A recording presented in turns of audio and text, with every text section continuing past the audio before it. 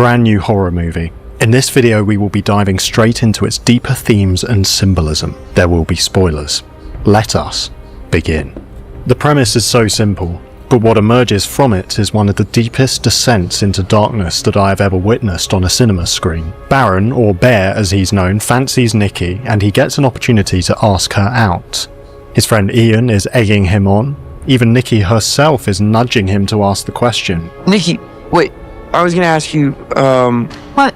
I lost my train of thought. What else? Why? But he finds himself unable to ask, cursing. I like Thomas Thorogood's analysis or his reviews, because he offers his reviews from a Christian perspective, not just an everyday or average perspective, but he puts in Christian context with his analysis. Himself as Nikki walks away from his car and towards her house, he takes out his One Wish Willow, a novelty toy that he bought at an occultic store, and that's when he makes his one wish. I wish Nikki Freeman loved me more than anyone in the entire world. And then he snaps the stick. Well, it's a classic case of be careful what you wish for, because this ritual is devastatingly effective. Or is it? We'll get to that. Yeah, let's get to that. It seems to possess Nikki's body with a spirit, or a doppelganger, with an insatiable desire to be united to Bear. And the torment that this brings about actually expresses something of the biblical understanding of judgment. You see it in Romans 1. God's judgment on humanity, in our fallenness, in our rejection of him, is to hand us over to our wicked desires. It turns out that getting what we want in our fallen state is hellish.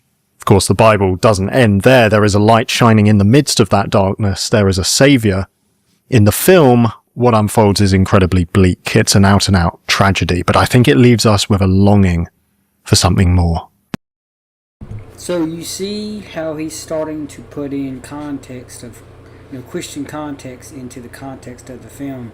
He's saying that God can speak to you in other things other than his word, aka the Bible. He can speak to you in such things as movies, because this is all about man having a desire so much as to wish something that we really, really, really want, and it can have daily consequences.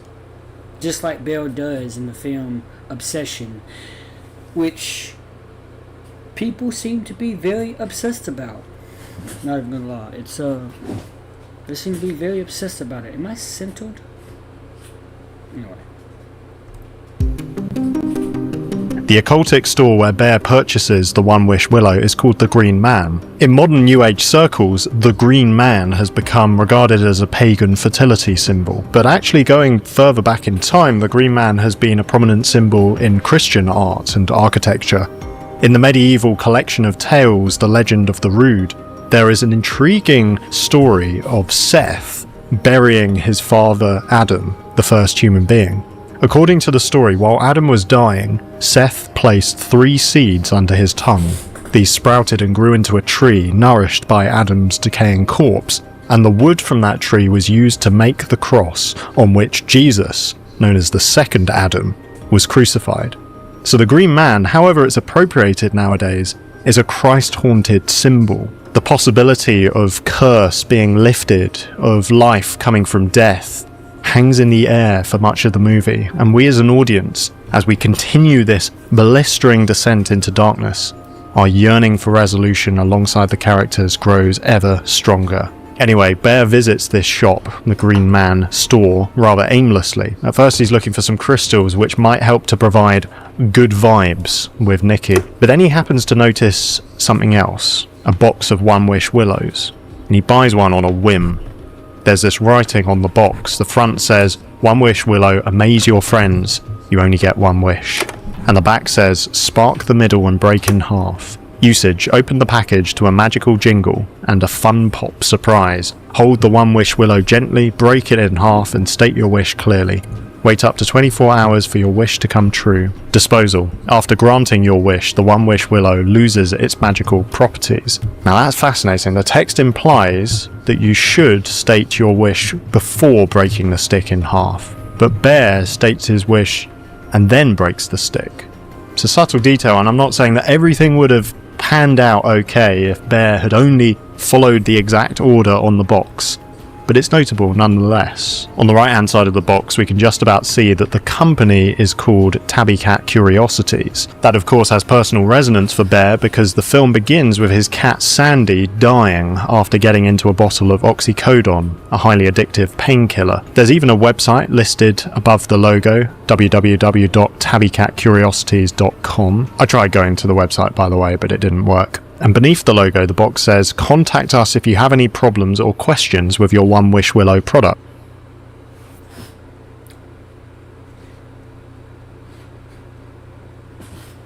You see, he so much as even checks out to see if there's a website. Sorry, I'm just trying to adjust my camera. I need to kind of rewind it a bit. Bear with me.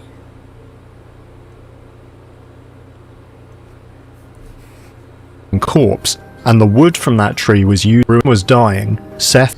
There is an intriguing story of Seth burying his father Adam, the first human being. According to the story, while Adam was dying, Seth placed 3 seeds under his tongue. These sprouted and grew into a tree nourished by Adam's decaying corpse, and the wood from that tree was used to make the cross on which Jesus, known as the second Adam, was crucified. So the green man, however it's appropriated nowadays, is a Christ-haunted symbol. The possibility of curse created nowadays, second Adam, was crucified.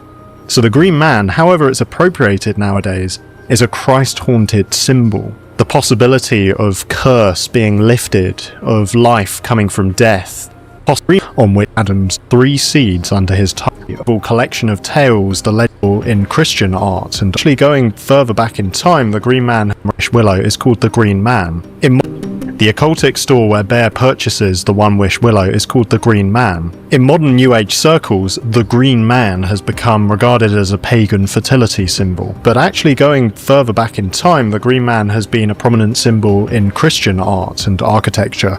In the medieval collection of tales, The Legend of the Rood, there is an intriguing story of Seth burying his father Adam, the first human being.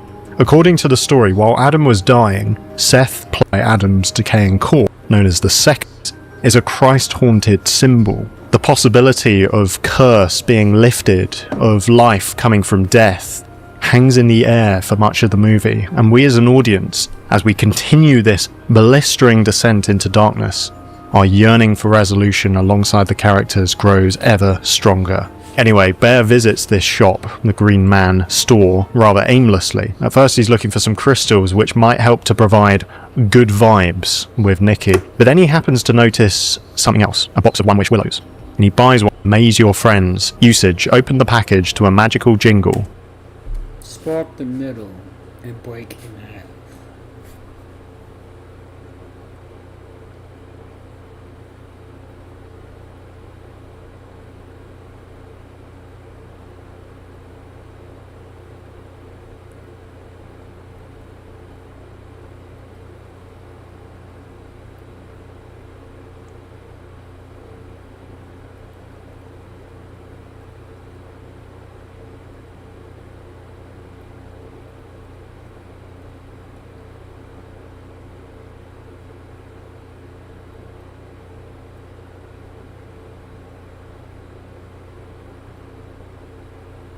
So we're supposed to break in half, then state your wish.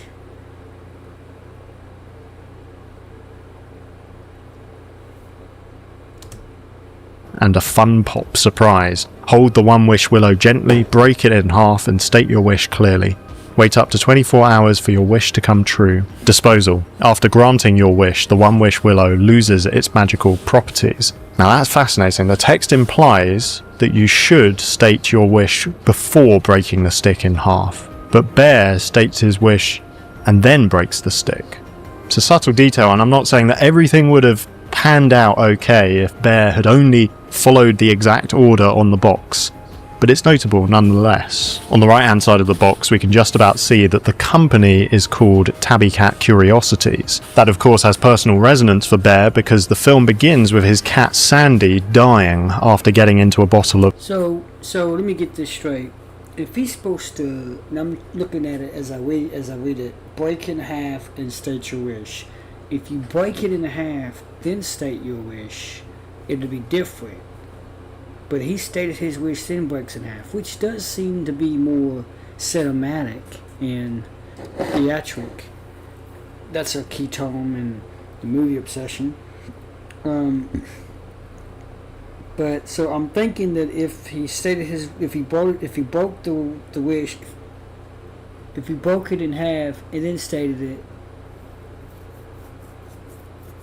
broken half and stated it would have been different maybe. It's very much possible. Because when you state your wish and then break it, it's kind of like you're breaking the wish. Because this is a broken version of his wish. It's his wish, but it's broken in a way. So if you were to break it and then state it, might not. I don't know. It's because you're kind of breaking the rules, I guess. Oxycodone, a highly addictive painkiller. There's even a website listed above the logo, www.tabbycatcuriosities.com. I tried going to the website, by the way, but it didn't work. And beneath the logo, the box says, contact us if you have any problems or questions with your One Wish Willow products. Please contact our customer service number at 1-323-747-7118. We're here to help. Shall we see what happens if we actually call that phone number? I haven't tried this. It's ringing. Hey, you've reached the One Wish Willow hotline. Unfortunately, we're not liable for any unintended things that might have happened to you or your loved ones. That includes property damages, psychological distress, emotional trauma, extreme personality changes, being put to special displays of love, bodily harm, death, or anything resembling possession and stuff like that. It's all there in the fine print, but maybe you didn't read it. Most people don't. If you need further assistance, well, I hope you can find it because there's not much I can really do. Good luck. Oh my goodness.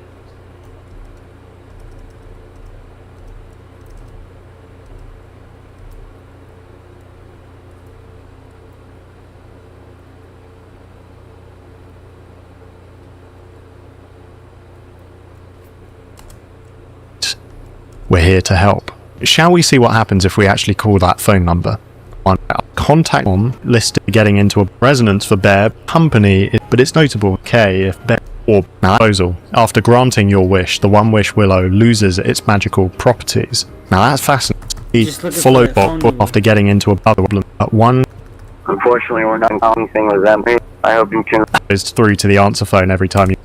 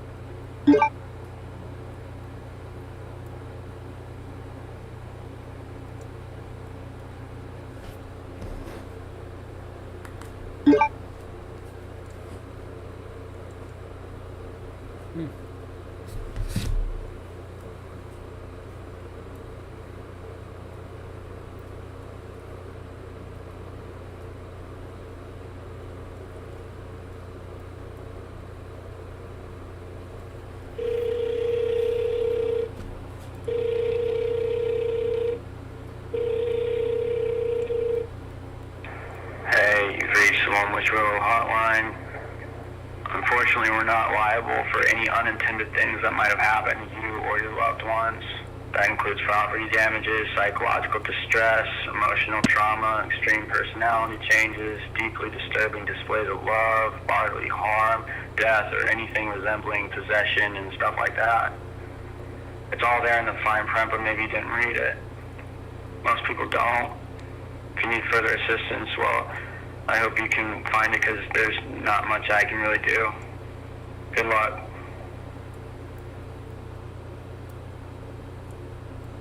Huh.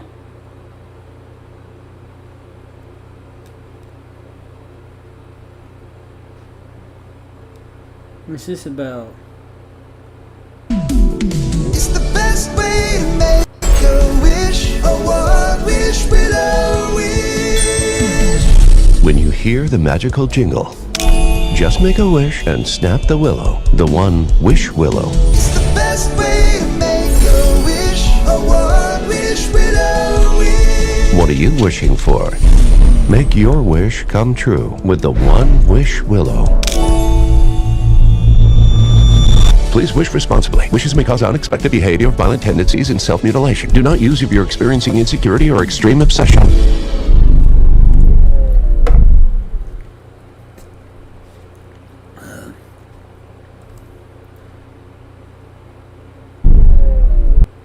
The last bit. Please wish responsibly. Wishes may cause unexpected behavior, violent tendencies, and self-mutilation. Do not use if you're experiencing insecurity or extreme obsession.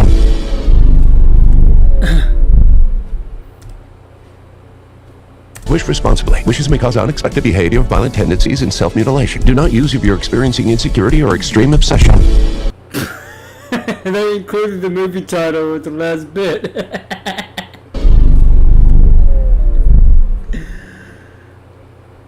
So this is spark the middle and break it in half. Let's see what these other ones about. Finally have a one wish willow. Do you want to do an unboxing? I can't believe we got these. They're actually sold out everywhere. No, they're not. They just dropped. I know, right? Wait, they're really sold out? Hold the one wish willow gently. Break it in half. I wish State your wish to be clearly. influencers forever! You only have one. So, I made it count. For today. Your inhaler. Anyways, have you heard of the grabber? You can grab anything. Keep doing that. I mean, we want to cancel. What? We want to cancel. We're canceled. We're canceled. Canceled. No. Finally have a one wish willow. Do you want to do an unboxing? I can't believe we got these. They're actually sold out everywhere. Come with me to find out if this one wish willow actually works. I picked up something strange today. It's a one wish willow. It comes with a certificate of authenticity. If you have any questions or concerns, to call the hotline at 1-323-747-7118 or visit onewishwillow.com. Single use only. It grants one wish. Once made, it cannot be undone. Come with me to find out if this one wish willow actually works. Good little packaging.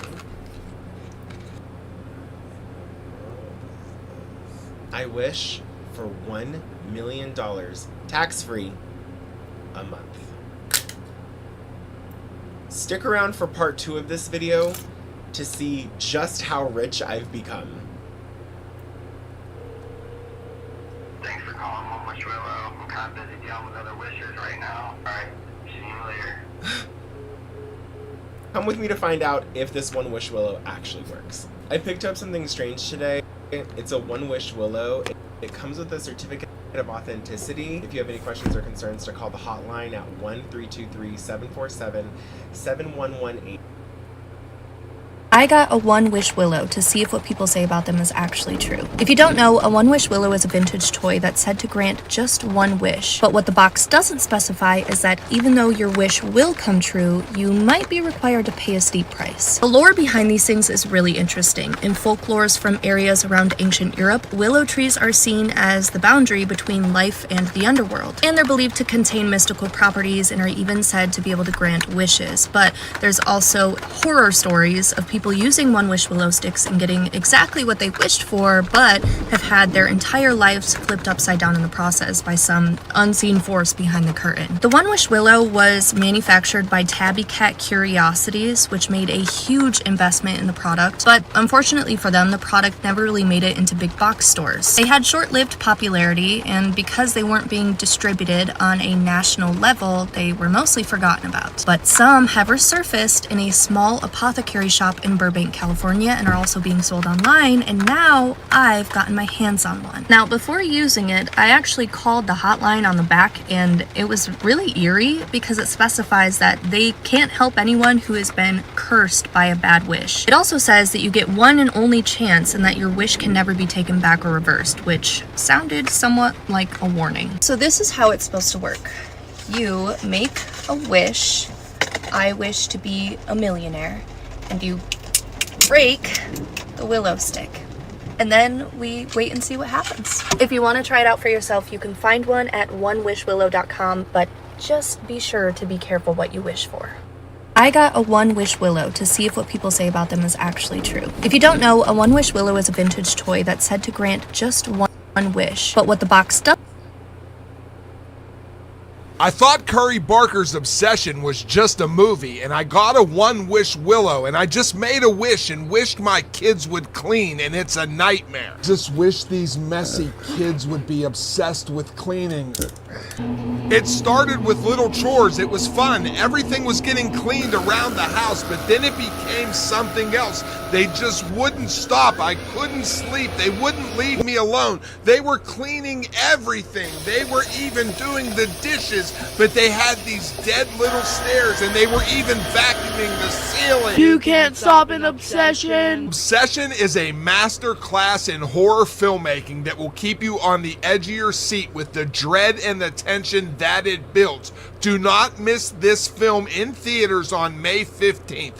What Curry Barker did with Obsession is made a masterpiece, and I'm telling you, you're never gonna see it coming until it gets you. Obsession is the best horror movie of 2026. Don't miss it. May 15th in theaters. Thanks for calling One Wish Willow. I'm kind of busy dealing with other wishers right now. If you're trying to cancel or make changes to your wish, we don't really do that. All wishes are final. If your wish came true and you're freaking out or questioning your own reality, congrats. Isn't that what you wish for? I thought Curry Barker's Obsession was... has a website and a phone number. onewishwillow.com. Let's check it out. It's the best way to make a wish. A one wish willow When you hear the magical jingle, just make a wish and snap the willow. The One Wish Willow.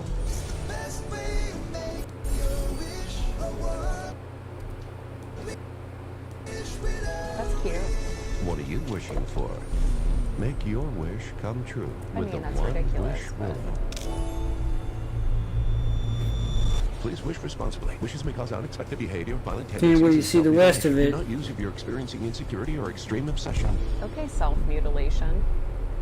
Users assume all responsibility for wish outcomes. Okay? I wish for shit all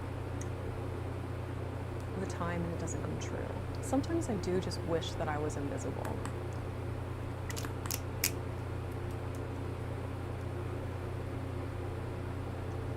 We got creative Fuck, with these. I got this package in the mail that only has a website and a phone number. onewishwillow.com. Let's check it out. It's the best way to make a wish. A one wish willow. You can tell it's like a homemade video.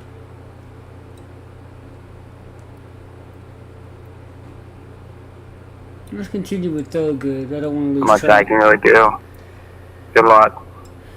Oh my goodness, it works. That is a phenomenal bit of marketing. I imagine it just goes through to the answer phone every time you call it. Kind of like Long Legs, how we had that number and that website. That's the thing about these YouTube content creators or small budget films is they go a little bit more with they go a little bit farther with the creativity and marketing and everything.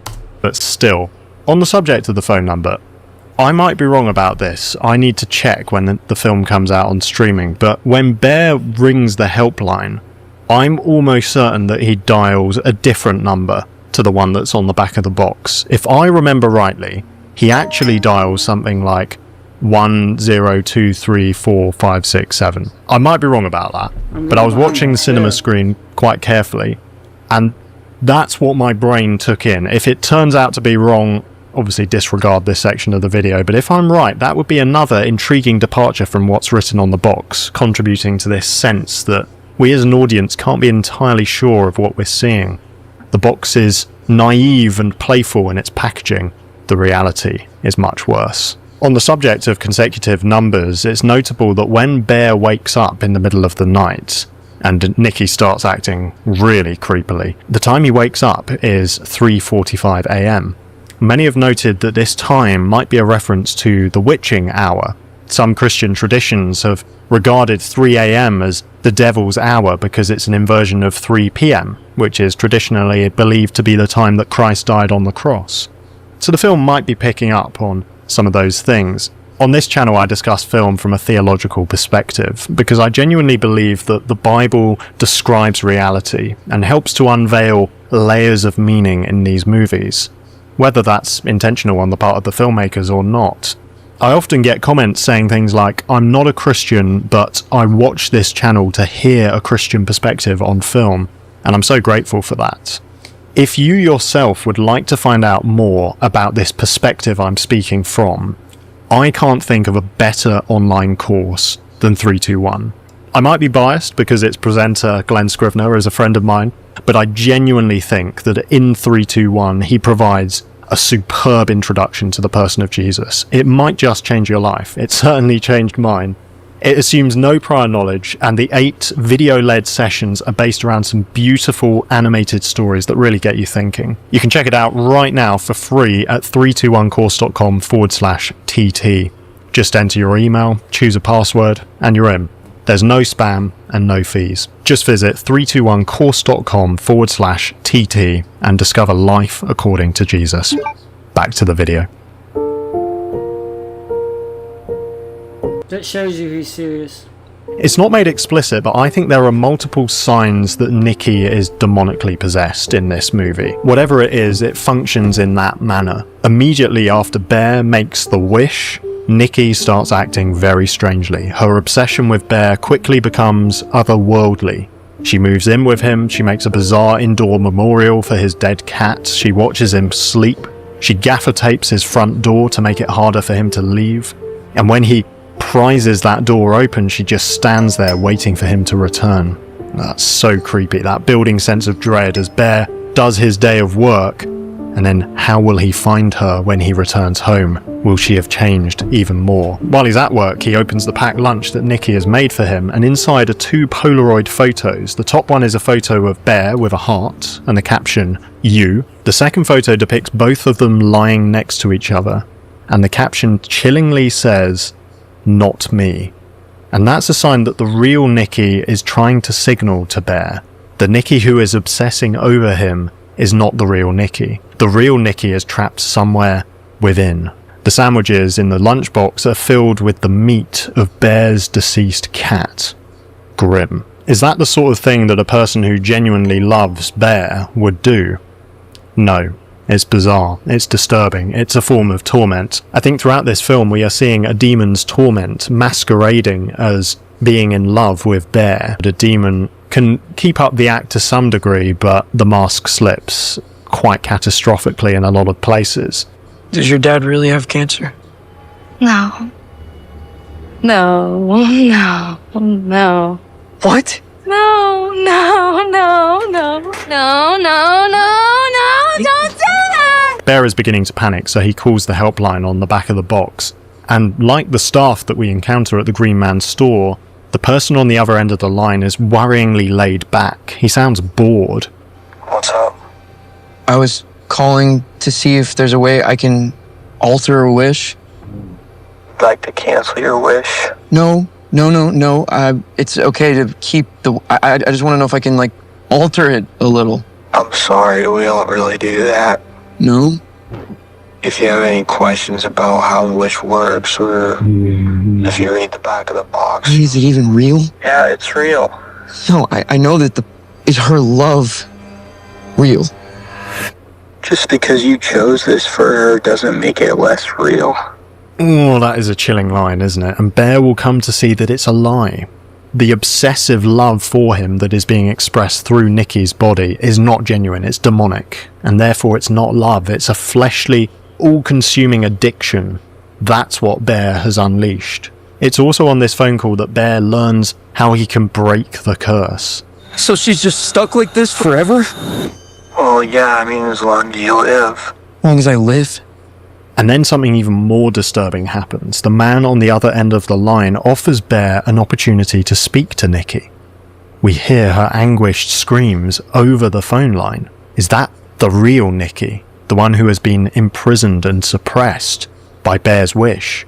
Perhaps. At Ian's house party, Nikki silences everyone through a dark, incestuous retelling of Hansel and Gretel. So it's really weird. It's about Gretel seducing Hansel, basically. Again, it's so carnal. It's pure, self-centered obsession, not self-giving love. And it ends with Gretel saying, "Hansel is my soul, a love that only the branch of a willow tree could conjure." A love only the branch of a willow tree could conjure. And that line is delivered knowingly to Bear. I think the demon knows exactly what's going on. It's tormenting the real Nikki, suppressing her, and it's also tormenting Bear. The party ends with Nikki stabbing herself in the face with a broken bottle. Is that the real Nikki, piercing through, desperate for her torment to end? Probably, because later that night, when Bear gets out of bed, Nikki is asleep. And in that state, we seem to get another moment of the real Nikki piercing through. She begs Bear to take her life, to release her from this torment. And this moment reminds me a bit of The Exorcist. When the young possessed girl Regan is asleep, the priests find the words "help me" engraved onto her belly. That sense of the real Regan who has been suppressed by the demon, piercing through, crying out for help. And a key dimension of the film is that the protagonist, Bear, is actually a really horrible character. He says to the real Nikki something like, "It's not so bad being with me, is it?"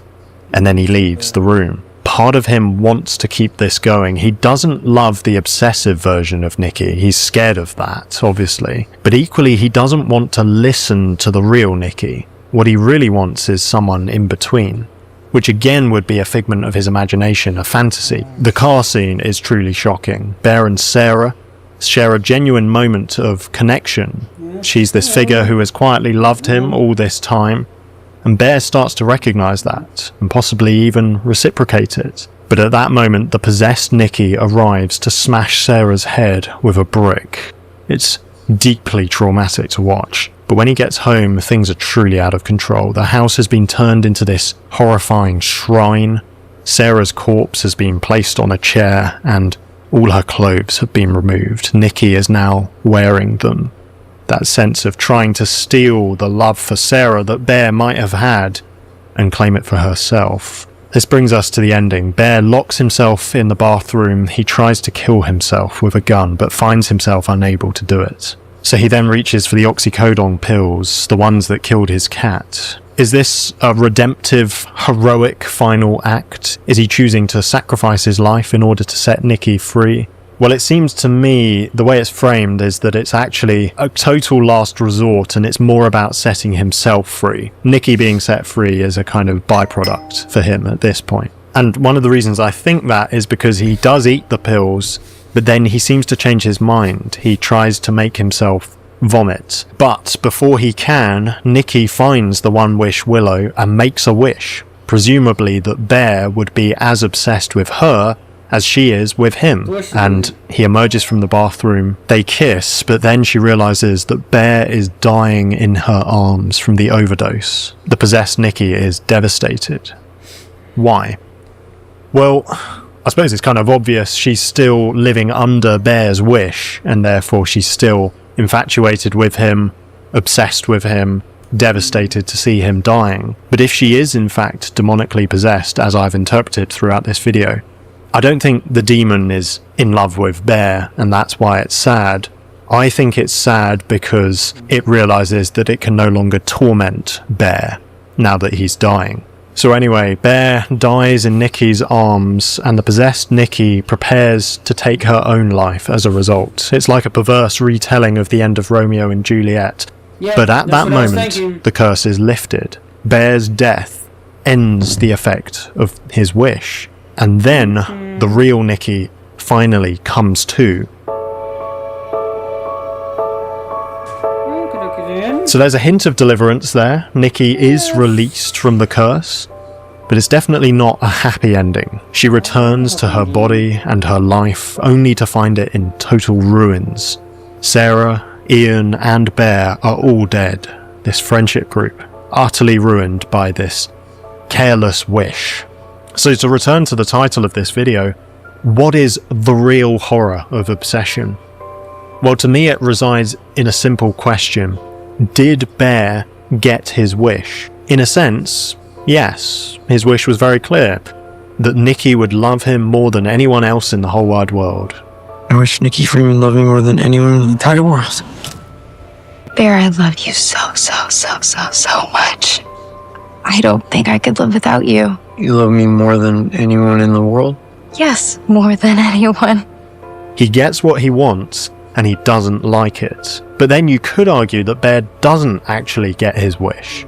Because if, and I think it's a big if what he truly wants is a mutual, meaningful connection with Nikki, that's not what he gets. The possessed Nikki is a counterfeit, a distortion, robbing her of agency. So the wish comes true from a fleshly perspective. It produces this carnal obsession, the inevitable outworking of a selfish desire that doesn't truly value the other. But the wish doesn't come true from a spiritual perspective. It doesn't satisfy Bear's ultimate thirst for meaning and intimacy, even if he thought and wished that it would. I think this movie has a lot to say about how devastating our modern inability to define love can be. We often deify that notion of finding the ideal romantic partner, the one, where we believe that other people can satisfy our ultimate longings. That has two problems. The first is that we can end up loving someone selfishly and instrumentally,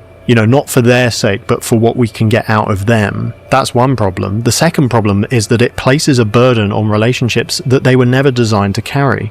If I make another human being into my God, they will disappoint me, and it's very unfair on them. According to Christianity, we can only know what love actually is when we look at God. He's this eternal, loving union of Father, Son, and Spirit.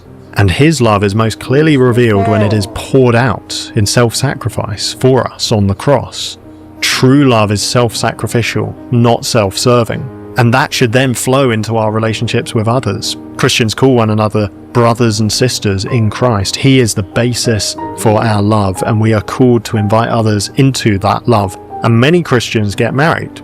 But again, that's founded on self-sacrifice rather than selfishness, because in Christianity, marriage is this metaphor for the cosmic union between Christ and his bride, the church. I don't know what you make of all that, but I'm sure we can all agree that obsession is an absolutely devastating portrayal of a relationship. And I wish I could say to both Nikki and Bear that they are made for so much more than this, that there is a much greater love. And if Bear knew that love, he would not have wished for Nikki to be compelled into loving him, because loving her would actually look like honouring her and laying down his life for her. This film really rattled me. I watched it with my friends Ethan and Sonny at the cinema, and we discussed the film at length afterwards. A lot of those thoughts actually made it into this video, so thanks so much guys, shout out to you. And here's the Letterboxd review I wrote of the movie that night. 5 stars, one of the most terrifying films I've ever seen. I want to recommend it and I don't at the same time. It's a phenomenal feat of horror filmmaking, but be warned, it's genuinely disturbing, and I don't say that lightly. I think I stand by that. Well, my name is Thomas, I get into the deeper meaning of movies. Thanks so much for watching, and remember, it's deeper than you think.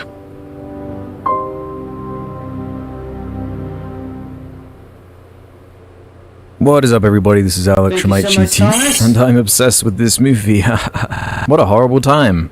in the best way possible. This movie's kind of come out of nowhere and sideswiped everybody with how quality it is. I was just talking so much smack about Blumhouse horror movies. Not that the production company is always a measure of the quality of the actual film, but, you know, patterns emerge. And I guess it turns out there was a bidding war for this because it was made for so cheap and is so gripping and entertaining and is spreading so quickly by word of mouth that it's obviously making huge profits on its dinky little budget. But this is becoming a really nice trend with these YouTuber, social media to horror filmmaker pipelines, where it's these younger filmmakers that seem to understand the right balance of the classic familiar tropes that lie in horror, balanced with a self-aware comedic kind of edge too, often from their personalities from being familiar with social media and these skit type videos. I've been watching a bunch of Curry Barker's like TikToks and little skits he made, and they're really funny and does accentuate that line between what makes something funny and what makes something scary, and this is a film that explores that beautifully. Through a lot of the film I was thinking of the film Possession, and thematically there's a lot in common outside of the fact that the names rhyme. And on the social media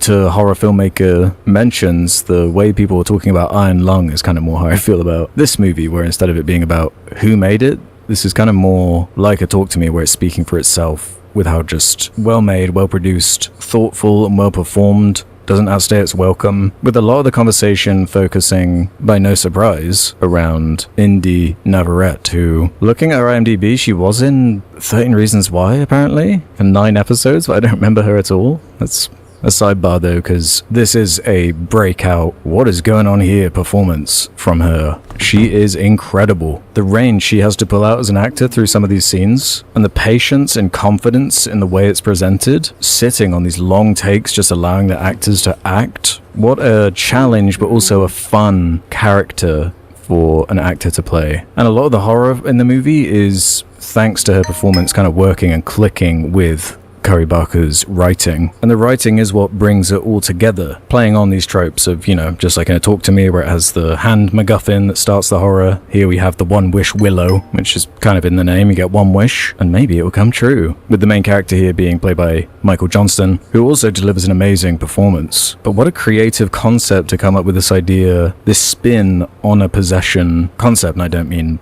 possession literally like this movie, I mean like a ghost or demon possessing somebody through a MacGuffin, and knowing its exact limitations and what is scary about this dynamic to create some horror sequences that are some of the most frightening, psychological, disturbing ideas probably since maybe Hereditary for me, where there are multiple times I'm getting a cold chill down my spine, where you're awkwardly laughing, where you're feeling so sad and upset for what is happening to this poor woman who's the central kind of victim of this selfish wish, and a classic kind of monkey's paw situation, where obviously wishing for someone to love you more than anyone else. What's the exact phrasing? Wishing for Nikki to love him more than anyone in the world. Clearly has not been paying attention to genie media or general wish granting media, where always monkey paws, and you've got to be super specific with the wording. But the patience this film has to build on its tone, it is so tense and creepy, and it's left open to interpretation in the way I love that horror can do, and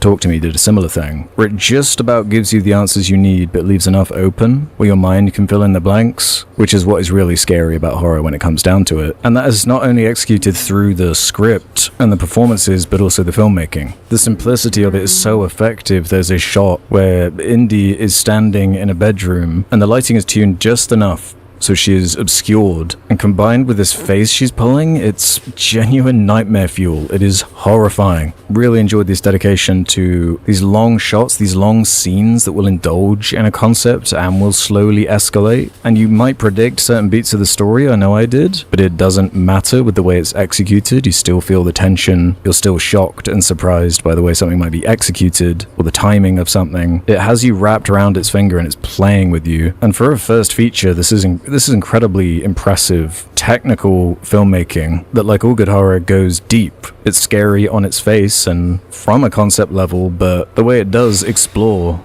the idea of obsession, specifically in relationships. This is an exaggerated, magical premise, of course, but the kind of grounded way people are reacting around him and the conversations that play out through specific gender dynamics that are at play, and it being a nice spin on what you would expect from a lot of premises like this, where you might expect him to be more of a stalker type character. It's a lot more internalized and locked to his perspective, and as things escalates, watching this pathetic character try and justify his situation, and every time he's given a flowchart of opportunities to maybe make something right or do something about it, he always picks the selfish option because he simply cannot separate himself from this sick fantasy that is playing out before him. He lets it go so far, and the carnage he unleashes is such a spiral of destruction that it is hard to watch. It's very effective. My heart rate was... this is rare for me to react like this to these horror movies. I've seen so many at this point, but this kind of horror really speaks to me. The way the scene is written, where, and a lot of horror movies do this to some extent when there's a MacGuffin or whatever, where a main character is trying to solve some problem that they've either created or been thrown into, and there needs to be a lore dump scene or an investigation scene or follow the clues. But the visuals of it aren't even frightening. He's just in a car making a phone call, but the implications are so utterly grotesque. And these concepts of being trapped inside your own body somehow, or your consciousness being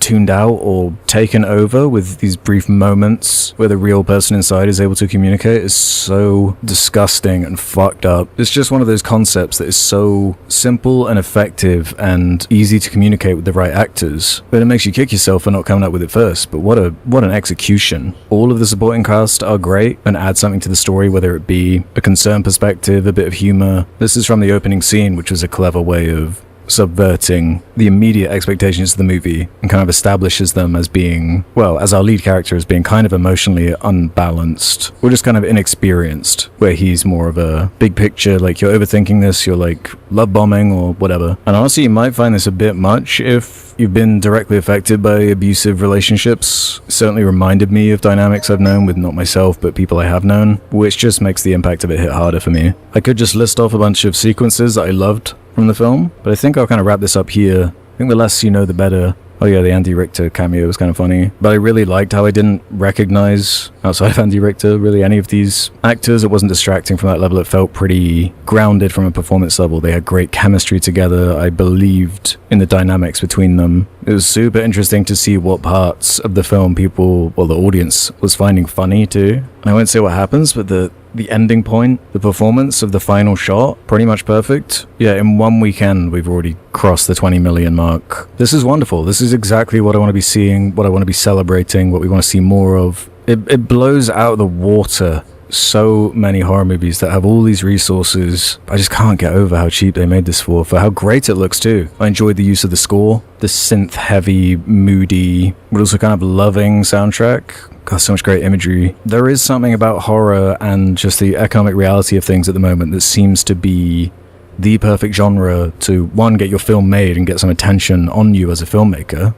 Like Cory Barker's next film is like in the bag now, obviously. I think it's about like ghost hunters or something. It sounds awesome. I can't wait to see what it is. But it is just a continuously creative space to put these spins on these ideas and to scare people and play with complex, deep ideas, but make them twisted and sickeningly entertaining. In a landscape where general audiences are broadly uncurious, horror stands out for that. People like being scared. There is the morbid curiosity angle. So it's one of the best avenues to get your story out there, as long as you have the quality to back it up. And even then, there's so many bad horror movies that make heaps of money. Yeah, this film does not hold back. This is a dark film that I would definitely recommend. It's one of those films that is enhanced by a busy screening and feeding off that fear in the room. Yeah, this was excellent. And on my first watch, I would give this a strong 4-star with a like, with the chance for it to go up, seeing on how it hits on a second watch, what kind of details and secrets I might have missed. Yeah, this is exciting. This is what we want to see and want to support. He's definitely someone to keep an eye on. So let me know your thoughts on the movie. Did you like it as much as me? Did you like it more than me? Did you like it less than me? Let me know why. I'll see you on the next vid.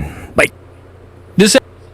Sorry, I was gonna mix it around, because go more into obsession. Going to Backrooms and shift gears for a bit. Back Backrooms is directed by Kane Parsons, comes from A24, and is based off the internet phenomenon and stars Chiwetel Ejiofor and Renata Reinsve. So after a therapist's patient disappears into a dimension beyond reality, she must venture into the... You know, Wanata kind of sounds like Naruto, the way that some people say it. Like, because you're trying to say Wanata, I'm thinking people are going to try to say it. I'm thinking that people are saying Wanato, like Naruto or something. unknown to save him. So the Backrooms as a thing, as an internet lore, originated on 4chan. There was a post, an image of a very creepy set of rooms, and it kind of started this whole internet phenomenon in which people began to talk about being there and share stories there. Kane Parsons directed a very well-known series of short films on YouTube that were very popular, and now he's getting the chance to be one of the youngest filmmakers ever to direct a feature film released in theaters. On that age, there's been quite a bit of discussion of it, and I think most of that discussion has been bullshit. I think it's great that someone this young is getting the chance to direct a feature film, and even if I didn't like this movie, which I do, I'd still think it's great. You need to be able to experience these types of things, and the whole, like, you gotta be, like, 28 or 29 or whatever, like, it's just, like, it doesn't make any sense. I remember when M. Night Shyamalan exploded on the scene with The Sixth Sense, he had already made film out of college in the early 90s, Praying with Anger, and of course he had made Wide Awake, he had written things like Stuart Little, but everyone kind of noticed him when he made his third movie, The Sixth Sense, and he was like 29, and people were like, oh my god, this guy is so young, and he's at the Oscars, and times are changing, and I think it's absolutely wonderful. I really think that more filmmakers at a young age should be able to express themselves in this way and get these types of opportunities. This was a very fresh watch for me because I've never seen any of his short films before. I didn't really know about his series relating to the Backrooms, so this was entirely new to me. I of course knew of the feel and the general idea behind the Backrooms, but this was all very new for me, and I really thought it was exceptionally creepy and very well shot. The whole movie has a great way of making you feel unsettled and very, very creeped out for the entire runtime, because the general idea of the Backrooms is that once you're there is a sense of nostalgia, of longing, like you're experiencing a feeling you've known, or something about it is connecting to you. It's making you feel kind of safe, like your problems don't matter anymore. It's lulling you into this state of euphoria in a way, and you really do feel that throughout the film, especially once Chiwetel's character gets involved with what's going on back there, and you can tell that it's affecting him in a way. And there's all kinds of films in which a place, a building, a room, you know, kind of makes someone feel like they belong, whether it's 1408 or The Shining. But this feels very special in that the architecture is so unique. When you begin to realize that the rooms don't really make sense, there are structures in the rooms that shouldn't be there, piles of clothes, piles of furniture, something isn't lining up, and that makes you feel even more unsettled. And they just keep going. The rooms just keep going on, and it's that liminal space horror that of course has become very popular on the internet in the creepypasta world, and it's done very effectively here. Kane obviously has a great eye. His DP, Jeremy Cox, also doing a magnificent job. His actors as well, excellent. Chiwetel is so good here. He really feels like that person who is slowly losing their mind, and every time he talks about what he's experiencing back there, as well as things he experienced outside of the Backrooms, you feel like you're watching a man who is on the edge. And that's just before he finds this hidden series of rooms in his furniture shop. You understand that even before all of that, this guy just needs one little push and he's going to go over the edge. What happens to him down there makes it all worse. But Renata Reinsve is also really exceptional here. She plays a level-headed therapist who's been working with him for a long time, and as he begins to tell her about the things he's found underneath his furniture store, obviously any therapist would be like, all right, I've got my work cut out for me. But as soon as she begins to experience these things herself, she is faced with having to come to terms with all of the science and belief that she has built in the human brain and how we interpret emotion. All of that kind of goes out of the window. The musical score is also fantastic. I found it extremely creepy. This film is definitely more open to interpretation than I think some general audiences might be willing to accept. I tend to appreciate movies like that as long as the emotion is there and I feel like I understand what the filmmaker is going for, like in my heart, you know, like I know, like in my soul, like what they were trying to say. But for some people, they're going to want some concrete answers and a little more finality, and this movie isn't too interested in that. And not just because it's the way the Backrooms are. I think it's also trying to build out a world in which they can do more and explore more potentially in later films. It does feel like it's open for that. So if you're looking for like really concrete answers, like this is what it means, this is what it's about, this is what happened to them, there are going to be aspects of this film that disappoint you because it does want to activate your brain. It wants you to drive home feeling a little uncomfortable, looking at that strange corner of your house differently. And there aren't too many jump scares either. I mean, like, this isn't really that type of movie. It is trying to make you feel very strange and eerie, and I love that. I mean, that's like my shit. I love it. It's my favorite type of thing.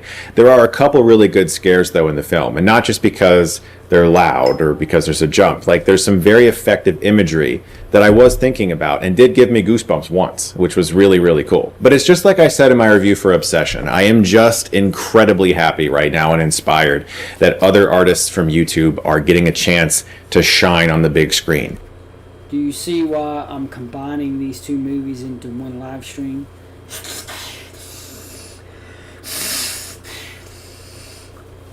Oh, I love his Cowboy Bebop show.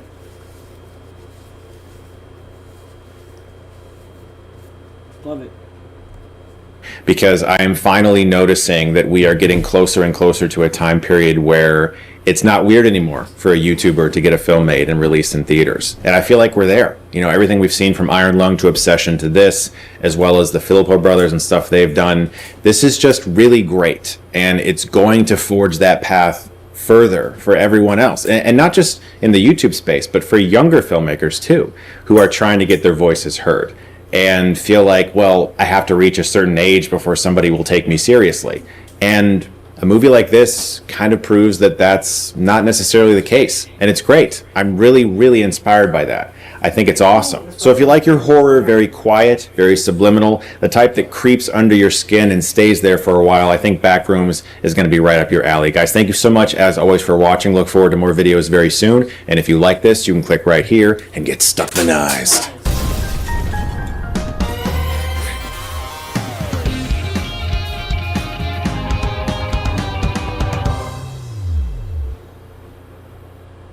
Movie that is coming out before, and now show a little bit. I got my Cowboy Bebop shirt on. See, I know the camera's kind of hard to tell. Spike Spiegel. He inspired me. Chris Stuckman inspires me. this week, and we just mentioned it, is Backrooms.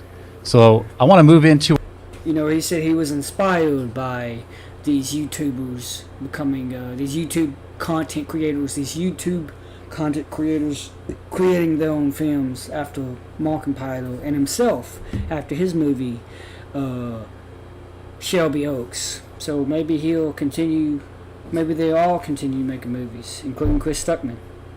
Our first topic here, Yeah. and we're gonna have a little bit of Backrooms discussion, but the first thing I want to lead with is Backrooms reviews. The reviews dropped yesterday. Of course, obviously everyone knows we weren't on yesterday, and some have dropped today. 87% certified fresh. So I wanted to get into some of these Rotten Tomato reviews here, Rob, with you. And then we can talk about our excitement for this movie coming up, because I know we're excited for Master of the Universe, but Backrooms is upon us here. So Randy Myers starts out 3.5 out of 4. I never see it out of 4.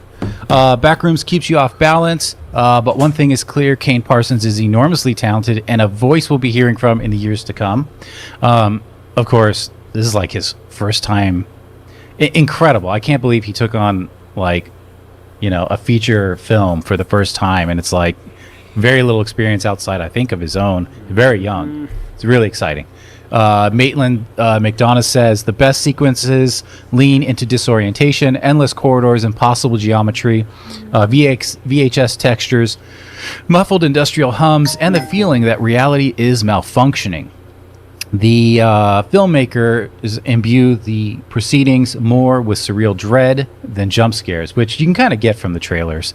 Marcelo says a 3 out of 5. The series' original approach adapts here to the feature film format with confidence and assurance in its own chilling power.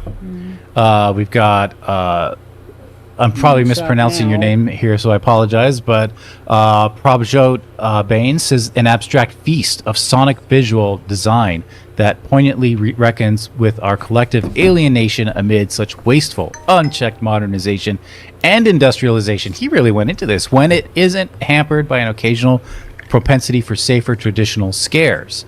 And then Jeff Nelson, these are overwhelmingly all positive so far. Backrooms won't be remembered for its characters, but it will be for its jaw-clenching tension that strips the genre back to our innate fear of inexplicable. Let's move down a little. I want to see if there's any. Okay, here, Steven Silver didn't like it so much. One of those horror movies that succeeds at world building and at being creepy, even though it doesn't quite succeed at being a good movie overall. So he wasn't too thrilled with that. Jason Adams, the film's final shot lands with a shockwave of uncanniness. Another one, 2.5 out of 5 from David Crow, wasn't so great. It is so determined to preserve and recreate the lore of its source material, of course from YouTube, or online sources, that the narrative and characters become secondary and ultimately obligatory. So someone else said we're going to remember the set design and everything more so than the characters, and this was a fatal flaw for him. Lindsay Traves, I'd trade all the plotting and world building for a couple more hours of watching someone walking through very oddly placed doors.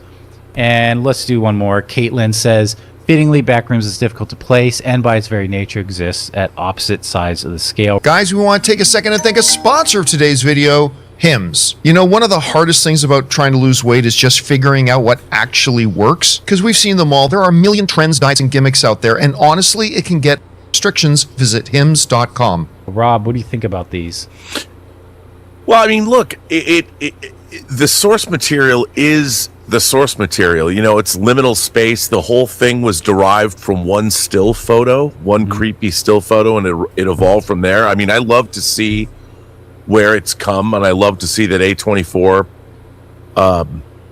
bankrolled this, and I love to see Mark Duplass come out and defend Kane it's Kane, right? Kane Parsons for directing it. And I'll tell you what I watched yesterday that I would encourage everybody to watch, because I was wondering about this from a producerial capacity, is how can you take sort of a crowd-funded idea or open source, not crowdfunded, but an open source idea like this, and how was A24 able to secure the rights to even make the movie when all kinds of people have contributed to the mythology? And there's a video I watched on Keter Labs. I'd never seen anything from Keter Labs on YouTube. And it's a video called The Weird Legal Reality of A24's Backrooms Movie. And it's so funny that I was thinking about I had not articulated this to anybody. I had not said anything about my desire to delve deeper into the idea of the legality behind this movie. And suddenly the YouTube video just popped up on my feed. And I'm like, that's kind of Backrooms. And what's it called when you go out of reality? Is it no clipped, or what is the video game terminology? Oh, I forget. Yeah, I don't. Is it no clip? It's no clipping or no clip? Right. Yeah, like you go, and that's what happens in Backrooms. You know, you no clip through a door or something. And I no clipped into this YouTube video, but I'm excited to see this movie. I mean, unlike some people, I love to see, Curry, who made Obsession. The more I see him interviewed, and the more that I see. You see how they keep referencing Obsession? Because these movies are made and directed by YouTubers. Him, I mean, he's the real deal. Yeah. You know, it's you can see that he's a really intelligent guy, and I love to see this new wave of, the Philippou brothers who made Talk to Me and Don't Bring Her Back. I like seeing this new wave of filmmakers that cut their teeth using YouTube and TikTok, and because you're actually making stuff, and that's it's like the equivalent of directing music videos in the 90s, I guess, and to see the success that these new directors are getting is great. I think it's fantastic, and to see them backed by other filmmakers and backed by studios, and then they have Markiplier with Iron Lung. Even though I didn't like Iron Lung very much, I did very much appreciate he bankrolled his own stuff, and he had a huge monster hit with Iron Lung, and I was there opening day and saw all. I'm the same way. I appreciate how much effort he put in, but I don't very much like the movie. The people that knew him and were his supporters and had followed him for years show up. Yeah. Filmmakers can only hope for that kind of support, and I love this new wave. I've talked to a lot of people that I don't know are not as happy about it as me, but I don't see it as competition. I've never seen anything as competition, really. If people are making good work, it just makes the landscape that much more diverse with storytelling. So I'm really excited to see this. I like the idea of liminal horror. It's pushed me to make a liminal horror vertical. I'm going to go make a liminal horror vertical. Yeah, you told me about that. 60 to 90 seconds. Mm-hmm. We've got it beaten out. It's probably going to be 80 episodes. Awesome. And, I've got my cast, and I know I'm going to shoot it. Good. So I'm excited. Yeah, and to your point, we hear so often now from like the top tier film creators. They say, guys, if you want to become a director, or you want to take on acting and this and that, get a camera, film your friends. Okay, we've heard that. It's kind of become like, okay, yeah, great. And then go write down 3 sentences, and then that's your 3 acts of a really short story. Go film that, show it to your friends, ask them what they liked about it, what they didn't like about it, learn from that, redo it. Great. You still can't submit unsolicited scripts. You're still not. The point is that these people are now getting noticed, because you can put it on something like YouTube and other presentations online to get it seen once you're happy with it. And if you're good, then you can have an entry point into Hollywood. And I say like Hollywood, but film, like legitimate filmmaking where you can sell tickets in a theater, and make actually like big money with it. And some friends of mine are making verticals and they have their own production company. Whether you like verticals or not, it's sort of a new form, and I think there's a lot of room to move. But there's going to be like a YouTube for verticals that's coming out. I forget the name of it. I have to ask again. But, making verticals is a way that you can cut your narrative teeth, and all you need is cameras. You don't need as much equipment. You do need some skill, and you do need some creativity, but there's going to be more chances than ever before to make films, and combined with AI technology, I think that what's going to happen is there's going to be a combination of live action, real time, shooting actors and things, and combine that with AI, and really,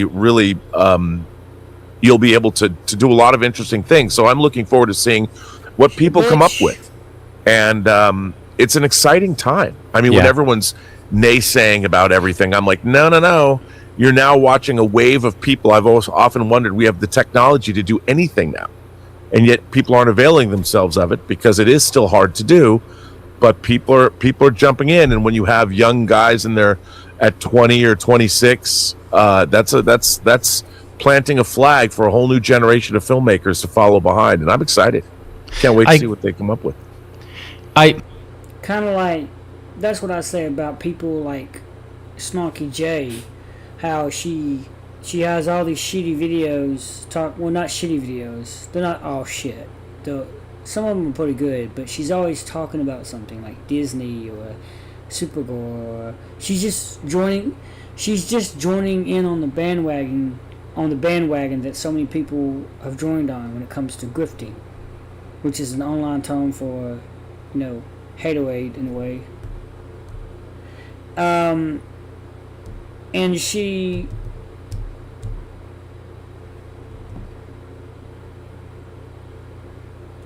she's not out there trying to make films, or she's not shooting anything. She's not even assisting people in shooting movies, Or maybe she is, and I just don't know. But her dad. She said her dad taught her how to set up a camera and use it, and her dad is a cameraman and like a film crew guy or something.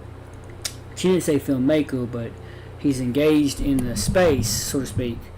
So why isn't she his apprentice, his protege? Why isn't she learning these things that her dad knows? It's just sorry, a little bit too loud though. Why isn't she trying to learn any of these things? Anyway, I digress. I hesitate to to qualify this as like the new Hollywood or whatever. In many ways it is, but I can only imagine the establishment in the late 60s, early 70s were not for all this new cinema that was coming out. And who are they to like be running these studios and suddenly having their say in these studios? And look at all the movies that we came up with in that era, you know? Yeah, So- well, even before that, the critics who wrote for the French film magazine Cahiers du Cinéma, you had Truffaut, you had Godard, you had André Bazin, who defined cinema, and then but Truffaut and Godard came out and started making movies and changed the landscape with the French New Wave, and there was following on Italian neorealism. There's a lot of really exciting stuff happening, and to see people that talk about movies become movie makers, is really exciting. I mean, we kind of beaten this topic, and we'll move on. But what I would like to see though is now a move. We're always going to have this like churning of horror now. I want to see people doing like some real drama in this manner as well. Yeah, I would too. Because it doesn't have to just be genre based. No, you know, I watched a terrific film. It should be like some comedy. Like, that's what Scary Movie was, more or less. It started off as kind of small, making fun of Scream, which was already using, meta information from movies like Halloween and Chucky or Child's Play. So, that's coming out soon. Reading about for a long time called Twinless. I watched it the other night, and it was a fantastic film. It was only the director's, I think it's James Swallow, is that his name? He also starred in it. Fantastic film. I had no idea where it was going. I just knew the name of it. I bought the Blu-ray, and I loved it. It was not the movie I expected. Yeah. And I just, there's a lot of great new voices out there, and I'm there for it. Awesome. All right, guys. Well, what do you think about these reviews for Backrooms? I keep saying Backrooms. Backrooms. Are you going to see it? I keep saying Backwoods. Got my ticket for tomorrow. You excited for it? Let us know as you do see it, and the days go on in our live chat, of course, and in comments down below. Of course, no spoilers, but just let us know the things you appreciated, didn't appreciate, what have you. Hey guys, thanks so much for watching this video. Make sure you like the video, leave a comment, and subscribe to our channel. And don't forget, we have a daily podcast called the John Campea Show Podcast, available on Apple Podcasts, Spotify, or your favorite podcasting app of choice. Go and subscribe to it today so it'll be there when you need it. Welcome back to Talkers on the Wall. We just got done watching Backrooms yesterday, the movie that had so much hype that is at the climax and end of the horror marathon that is the month of May, and we're here to talk about it. We always do general thoughts first. We'll get back to these guys. I think I really want to get into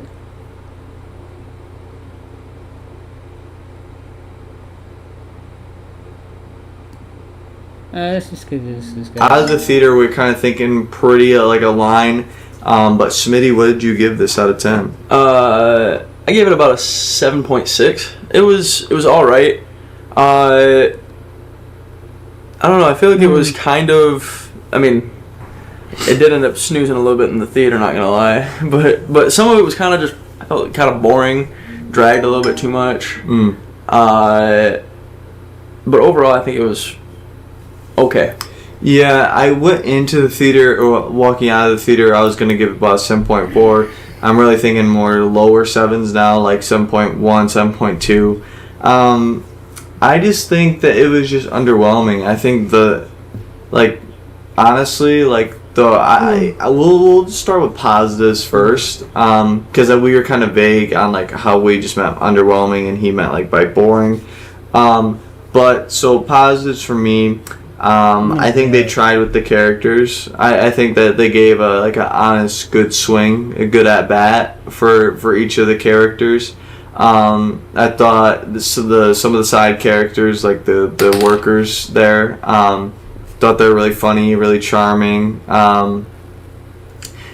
So characters, I think a good at bat. They tried well. The themes and like the designs of the room, the retro feel. Like literally, like you can call it like the most like simple cinematography in the world, but like the design, it was so good.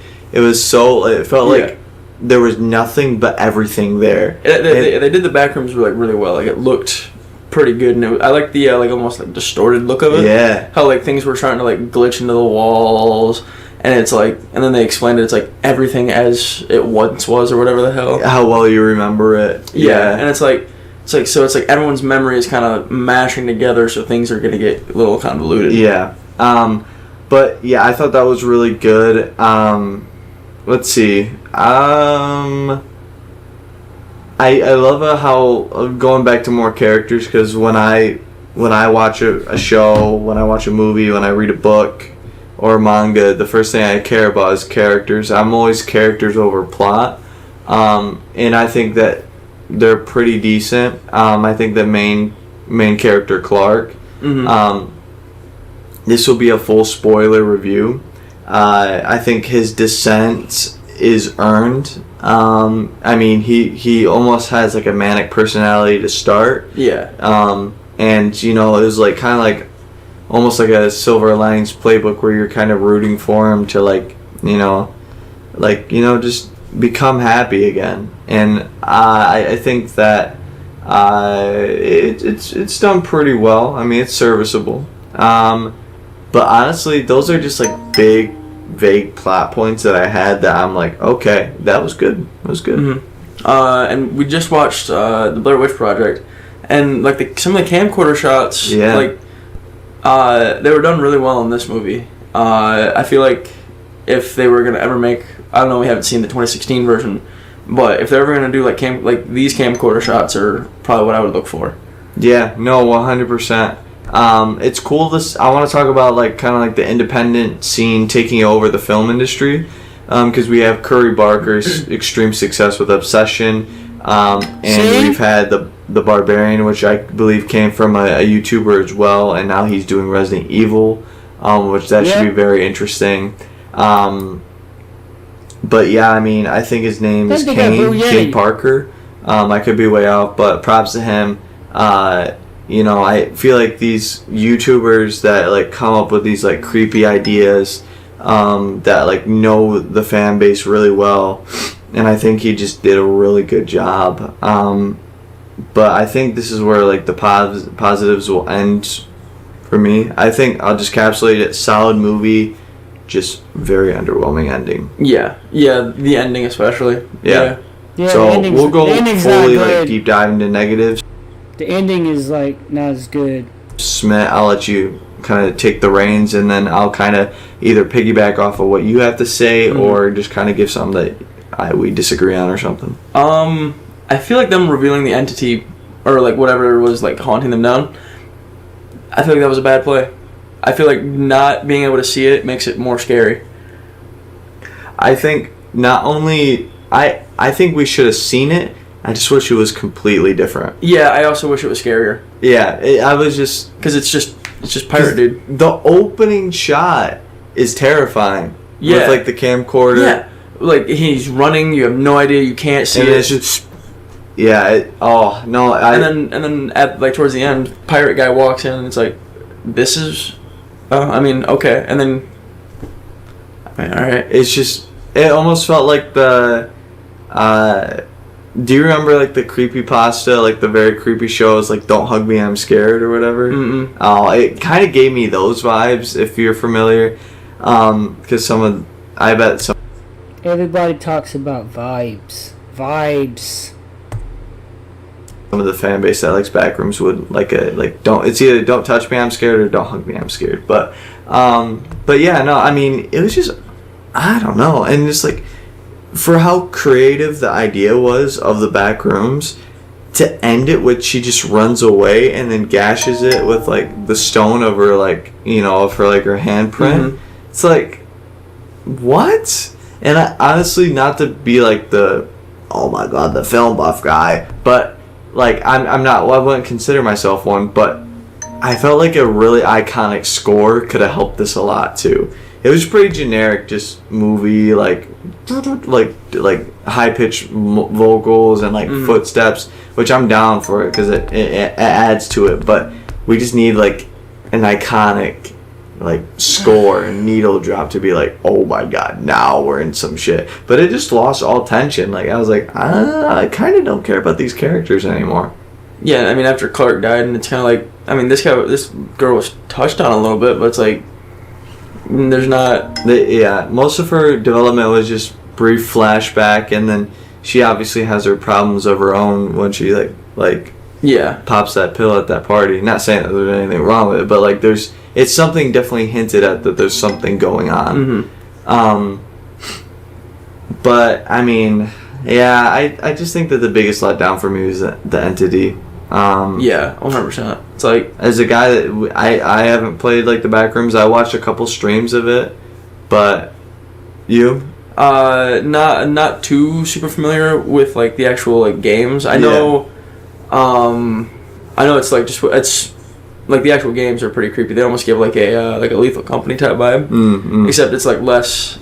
It's like an Outlast and Lethal Company had a baby. Almost, yeah. But like, yeah, you're just going through the maze, and then I don't even know if the Backrooms actually has like an end goal. Not sure.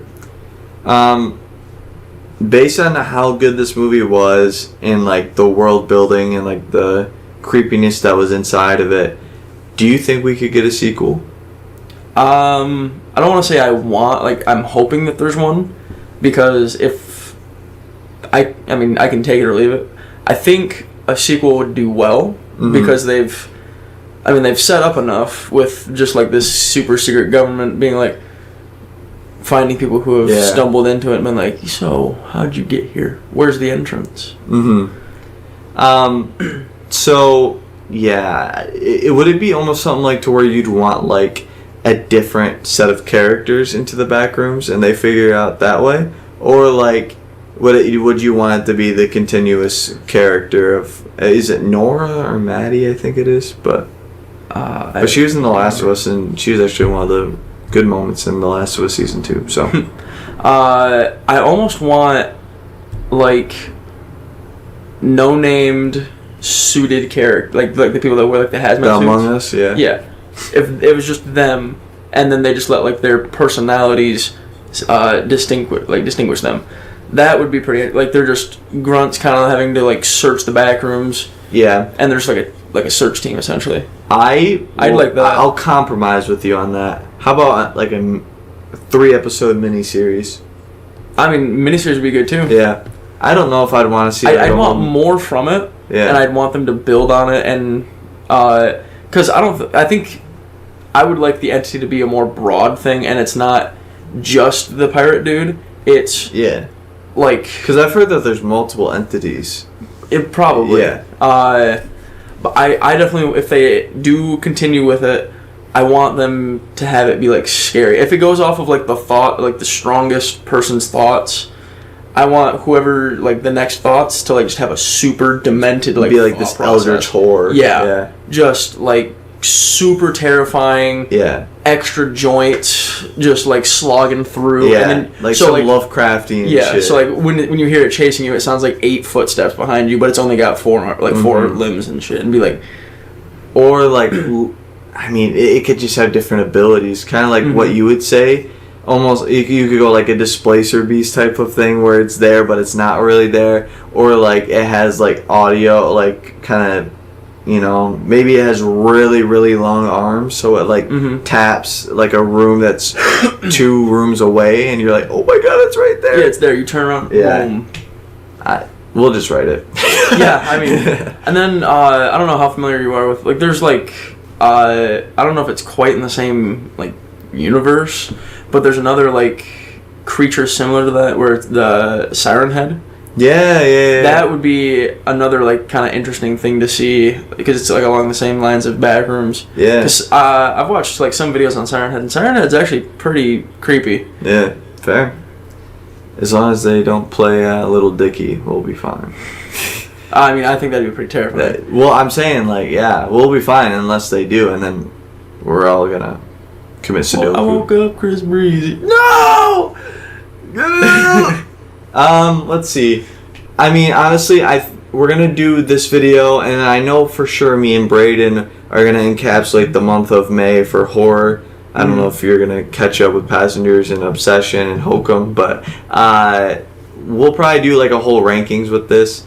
But yeah, stay tuned. Is there anything else you have to say about Backrooms? No, but if they, I guess I do. If they do continue with it, I want them to build more on the horror aspect. They've already set up a good ground floor. Yeah. Now we can delve into like the horror. I want to be scared and still keep the bare bones that they have already. For sure. Yeah, I'd say for me, if we got a next movie, I would agree.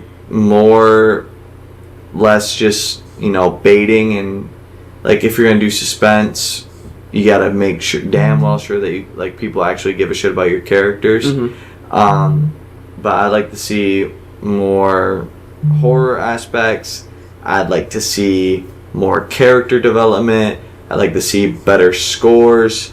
But yeah, I mean, just overall, honestly, just underwhelmed, but still solid. Yeah. Like a C movie. Yeah. I'd go up to it and I'd touch it and be like, holy, my hand goes through it. What happens if my head goes through it? Well, maybe better I'd get a camera and put that through first. I don't mean to show that. I want to go into Michael Knowles now. This episode is brought to you by Good Ranchers. You know what I had for breakfast? I had a Good Ranchers filet mignon with my eggs. Support the American farmers and ranchers this grilling season by going to goodranchers.com using code Knowles. Get free meat in every order and $100 off your first 3 orders when you start a subscription plan. An inexpensive indie horror movie is breaking box office records, pulling in 112 times its original budget in just 12 days, and the number only goes up. And Hollywood can't figure out why this movie is running circles around all of the other movies. But I can. And the answer is pretty simple. Obsession contains more taboo truth than anything Hollywood has released in years. We will get into it without spoilers. I'll try at least. Then, speaking of taboos around the truth, a Belgian politician is convicted of a hate crime for saying something that the judge admits is true, but he's still convicted for it. And then on the flip side of that story, leftist streamer Hassan Piker cannot figure out why so many people think that he should go to prison for committing crimes. I'm Michael Knowles. This is The Michael Knowles Show.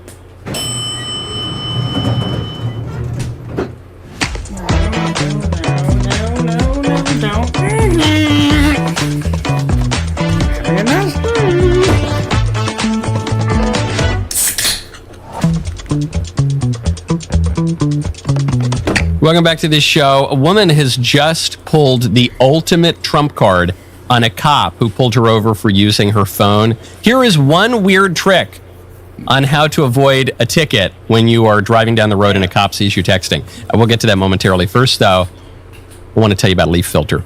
Go to leaffilter.com/Knowles, K-N-W-L-E-S. One of the more expensive habits that people develop is trying to save money by buying cheap knockoffs of things that actually matter. Everyone has had this experience at some point. You buy the bargain version of a charger, a tool, a piece of equipment.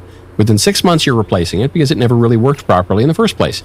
Problem is, some things around your house are too important to gamble on. That is why companies like Leaf Filter exist.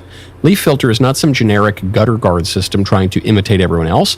They've spent more than 20 years engineering and refining their product with over 50 patents behind the design. Unlike some of the cheaper knockoff systems, Leaf Filter is designed to handle heavy rain and keep debris out without water pouring over the sides and collecting around your foundation. Leaf Filter works because it uses a surgical-grade stainless steel micromesh system that channels water into the gutters while filtering leaves and debris out. This is one of the most important ones. I saw when we bought our house. They just did not have... Their gutter game was weak, okay? Think about the gutters all the time. Schedule your free inspection at Leaf. Purchase required. We get into all the nitty-gritty electoral politics. I watched a movie last night. That alone is a major annual event. I don't go see a lot of movies. Hollywood's producing garbage. All you ever see are a bunch of Marvel remakes and reboots and remakes of reboots. But there's a movie that is making headlines everywhere. It's called Obsession. It's this indie horror movie, and it's gone so viral. Mr. Davies comes to me and says, you have to watch this movie.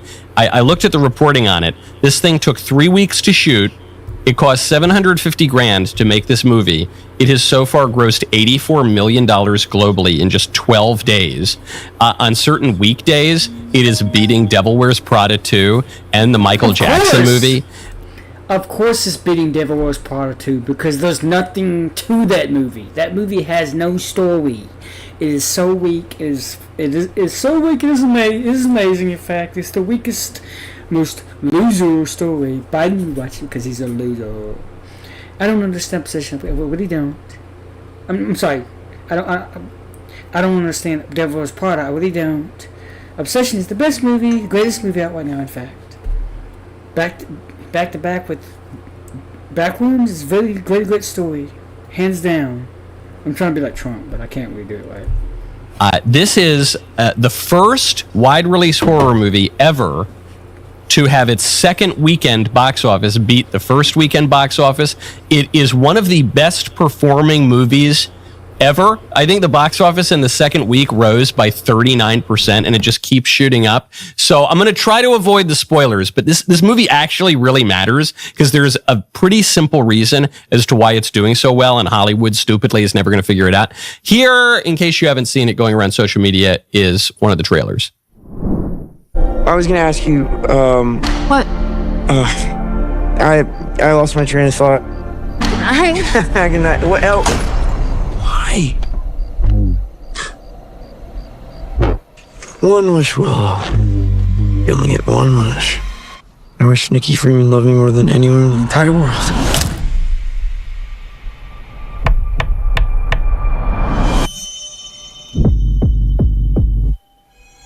I love you so much. A love only the branch of a willow tree could conjure. It's weird how you two are dating all of a sudden. Like, super dating. I think Nikki is going through something. Like what? Is she okay? No. Jeez, what kind of spells you put on her? Okay. So the movie is about a guy who has a crush on a girl, and he doesn't know if the girl has a crush on him, and he's too nervous to just tell her his feelings and ask her out. So he has this novelty toy that he picks up, which is called the One Wish Willow. And you make a wish, and you hope your wish comes true. And the whole hook of the movie is he makes the wish, and the wish comes true, and it's a horror movie. She all of a sudden completely falls in love with him. None of these are spoilers. And she becomes the craziest, clingiest girlfriend you've ever seen. So why is this movie doing so well? I'll give you the overview of what happens in the movie, just for context. This will not ruin the movie. It is unclear if she likes him. He's kind of friend-zoned, but it's a little unclear. And there are all these hints that maybe she does like him, but she doesn't really say it. She says early on in the movie, she goes, when I have a crush on someone, nobody knows. So there's some evidence that she doesn't have a crush on him and she views him like a little brother, but then there's some evidence that she actually does like him and she's just keeping it really close to the vest. And in any case, he can't man up. He can't man up and just ask the girl out. So what does he do? He makes this wish. And in making this wish, he's trying to play God. He's trying to control the desires of others. And by trying to play God, he ruins everything.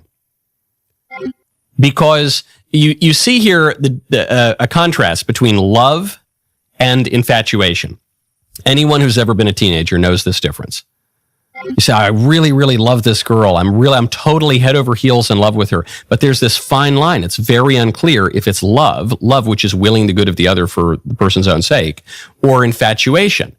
Infatuation, which is really not about the other person. Infatuation is about the self. Infatuation is when you don't really love the other person for who that person is. You just project on your own desires, your own wants, your own needs onto the other person. So it's really a totally self-referential love. And it works. So it works so much so that the woman becomes more like a pet dog than like a real girlfriend or a wife. And there's a scene that makes this part really, really clear. Then you see all of these relationship dynamics play out. So I think the reason why this is working, it's really twofold. One, it's an original story. And Hollywood doesn't make original stories anymore. Hollywood just makes Devil Wears Prada 2. Just cash grab 2. 20 years after the last time we had a hit movie, we're just gonna do it again. And it won't be as good, but you'll still go see it. You'll still eat this slop, millennials. Give us your money. Devil Wears Prada 2. Or more commonly what you get is just Superman 57 or Spider-Girl or whatever. Just this constant re-upping of the superhero movies, the plots of which are all exactly the same. You know exactly what you're going to get. There's very little that's artistic about it. They just add an extra explosion every movie. Part of it is that it's an original movie. The other reason, I think the deeper reason why it's working is because it's real. And it's a sad sign of our times that the most realistic movie that any of us have seen in probably a decade or more is this kind of wacky, weird horror movie. But it's real, and it's touching on something that's really central to the human condition, which is the dynamic between men and women. And don't forget, we live in an age that is particularly confused about the natural dynamic between men and women. We live in an age where we redefine marriage for the first time ever in all of human history anywhere. We live in an age where some people still believe that men can become women. And we have this officially, ubiquitously enforced nonsense fiction about men and women, something that we all know isn't true.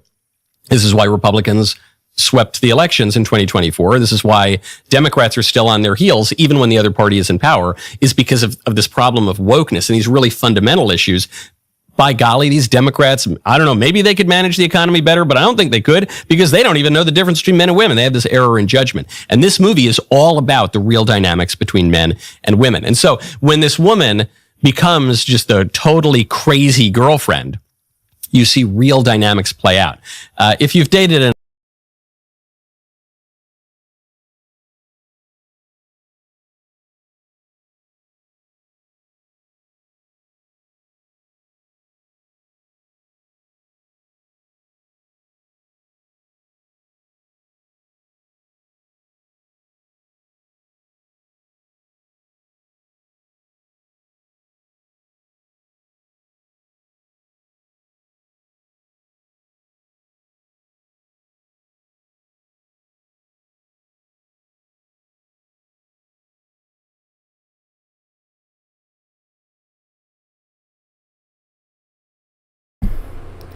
I was muted while I thought I was talking. I was just saying, as a kid in 4th grade, I would say I'm a Democrat, but not so much with all this leftist ideology. I'm not really about any of that. When I saw this movie, when I watch this movie, I don't think about politics. So Michael knows he's just injecting his whitest bullshit when it comes to that. Now, I'm not on the leftist side. I don't like any of that gender swapping, men becoming women, women becoming men bullshit that the leftists did, before Trump finally declared there's only 2 genders. I'm on Michael's side of you, actually. But when I say he's injecting his bullshit, obviously he's being political, like Matt Walsh would be. And at this point, I'm just tired. I'm tired of both sides, the left and the right. I'm tired of both of them. Enough people, you've had this experience once or twice. Maybe some of you are in this dynamic right now, where the girl that you like, she's attractive, she's nice, she's funny. You start dating, she gets a little bit clingy. So one of the moments in the movie, one of the real turning points, is when the boyfriend gets invited out to a boys' night. Any guy who's ever dated a woman, any guy who's ever been married knows boys' night is kind of controversial these days. Where you say, no, look, I love you, it's wonderful, but there's more to my life, and sometimes I want to go hang out with the guys. And some women don't really like that. Sometimes it's a little bit of a negotiation. Part of the reason that the movie's working is because with this crazy now horror figure, almost kind of demon-possessed, clingy girlfriend, It's because women really do be like that sometimes. So the movie is, in a way, I mentioned possession because it is kind of like possession, but it's not just like, you know, a demon comes out of hell and possesses this woman. It's not The Exorcist or The Exorcism of Emily Rose. It's even more interesting than that because this woman is possessed by the desires of the man. But because the man is not God, because we're just men, we're fallen men, when we project our desires onto other people, when we possess people with our desires, things go haywire. You better be careful what you wish for. You get things that you don't really want. It goes even further than this because you can see a little bit of conflict within the kind of love-mad, possessed woman. And the guy who starts to regret his decision pretty quickly, then there's even a correction where he says, well, do I really regret this? I mean, I do really love this girl. I'm not going to go too much further into that because I don't want to spoil the movie. But there's a line here that I'll clean up a little bit so I don't give away a plot point. But the crazy woman, when she's totally going off the rails, and you can tell he's really second-guessing his decision, he says, we need each other. We need each other. And then she tries to bring him in on some of the really bad stuff. And even this is so true, rings so true, because when a man and woman do that thing that husbands and wives are supposed to do, when a man and a woman join together in matrimony, they really become one flesh. And so the movie is all the kind of crazy, wacky, bad things that the mad woman does. They really are the fault of the man. This harkens back to the book of Genesis, where Eve is the first one to eat the apple, and yet the fall of man comes through Adam. It actually is the man's fault. It's all touching on really real things. Another little more superficial reason why I think the movie's doing really well is there's no DEI in it whatsoever. Okay, real friend groups generally do not look like the United Nations. I know, you know, it's not... Real friend groups are not like in typical Hollywood, modern Hollywood movies, where you got the white guy and the black guy and the Asian person and the Hispanic person and the gay guy and the tranny and the midget and the this and the... It's not this perfect DEI forced woke representation. In this movie, the friend group is 2 white guys, a white chick, and an Asian chick. It's totally normal. And then they go to the party, and there's a black guy there, and there's this and that. But it's not this forced DEI representation. It just rings true. It rings real. And the fact that Obsession is doing so well is a profound indictment of Hollywood. Hollywood, these guys are supposed to be really good at making money on movies. But increasingly, they're not so good at making money on movies. So much so that some 26-year-old upstart director can spend $750,000 and make $1 gazillion at the box office and totally pants all of Hollywood. I guess the significance of this movie is that it really is marking the end of the woke era. Just like the 2024 election marked the end of the woke era in politics for now, this movie is marking the end of the woke era in Hollywood. Even as the Hollywood industry, all the different industry groups were trying to impose all these crazy woke requirements. The Oscars were doing this. You can't win Best Picture unless you check a bunch of DEI boxes. The unions were doing this. The casting directors were doing this. This movie kind of throws all of that out. It's really, really good. I'm never enthusiastic about almost anything in the pop culture. It's terrific. If you like horror movies, I don't want to make this out to be the Casablanca or the Godfather or something. You know, it's a fun little horror movie, but it's a fun little horror movie that touches on really basic, profound things, and it rings true for people for the same reason that Aesop's fables ring true, for the same reason that the Greek myths ring true, because they touch on parts of human nature that we all know, and the reason it's playing so well right now is we live in a time when we're supposed to deny all those basic parts. Highly, highly recommend. Mark this date. It's probably the last time for many years or decades that I will say something coming out of Hollywood. Well, it doesn't really come out of Hollywood. That's the irony of it. But it's good. I'd highly recommend going to see it. Okay, now, speaking of taboo truths, you see the flip side of this going on in Europe right now. A Belgian right-wing politician has just been convicted of a crime again for telling the truth. And not only was he convicted of a crime for telling the truth, the judge who convicted him admits he was convicted for telling the truth. We'll get to that momentarily. First, though, I want to tell you about my breakfast, my lunch, my dinners. I want to tell you about Good Ranchers. Go to goodranchers.com, use code Knowles. Folks, I have had a delicious breakfast this morning. I was sitting, eating my nice omelet prepared by sweet little Elisa with the meat and cheese. That's okay. I mean, from American ranchers. It's not pumped full of a bunch of crazy stuff. It is extremely inexpensive. The prices just cannot be beat. Probably the worst job in the world is to be the CFO of Good Ranchers. I don't know how they do it. And most importantly, it's just so delicious. And I got it for breakfast today, and I feel awesome because of it. Their chicken is great too, especially those little the chicken nuggets. They have little chicken nuggets without seed oils. Very expensive to make, not expensive to buy for you somehow. Start your plan today. You'll get free meat included with every order, plus $100 off your first 3 orders with my code Knowles.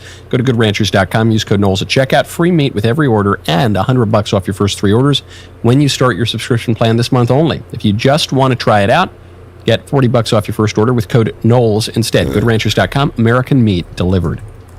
Folks, smash that like button. Subscribe.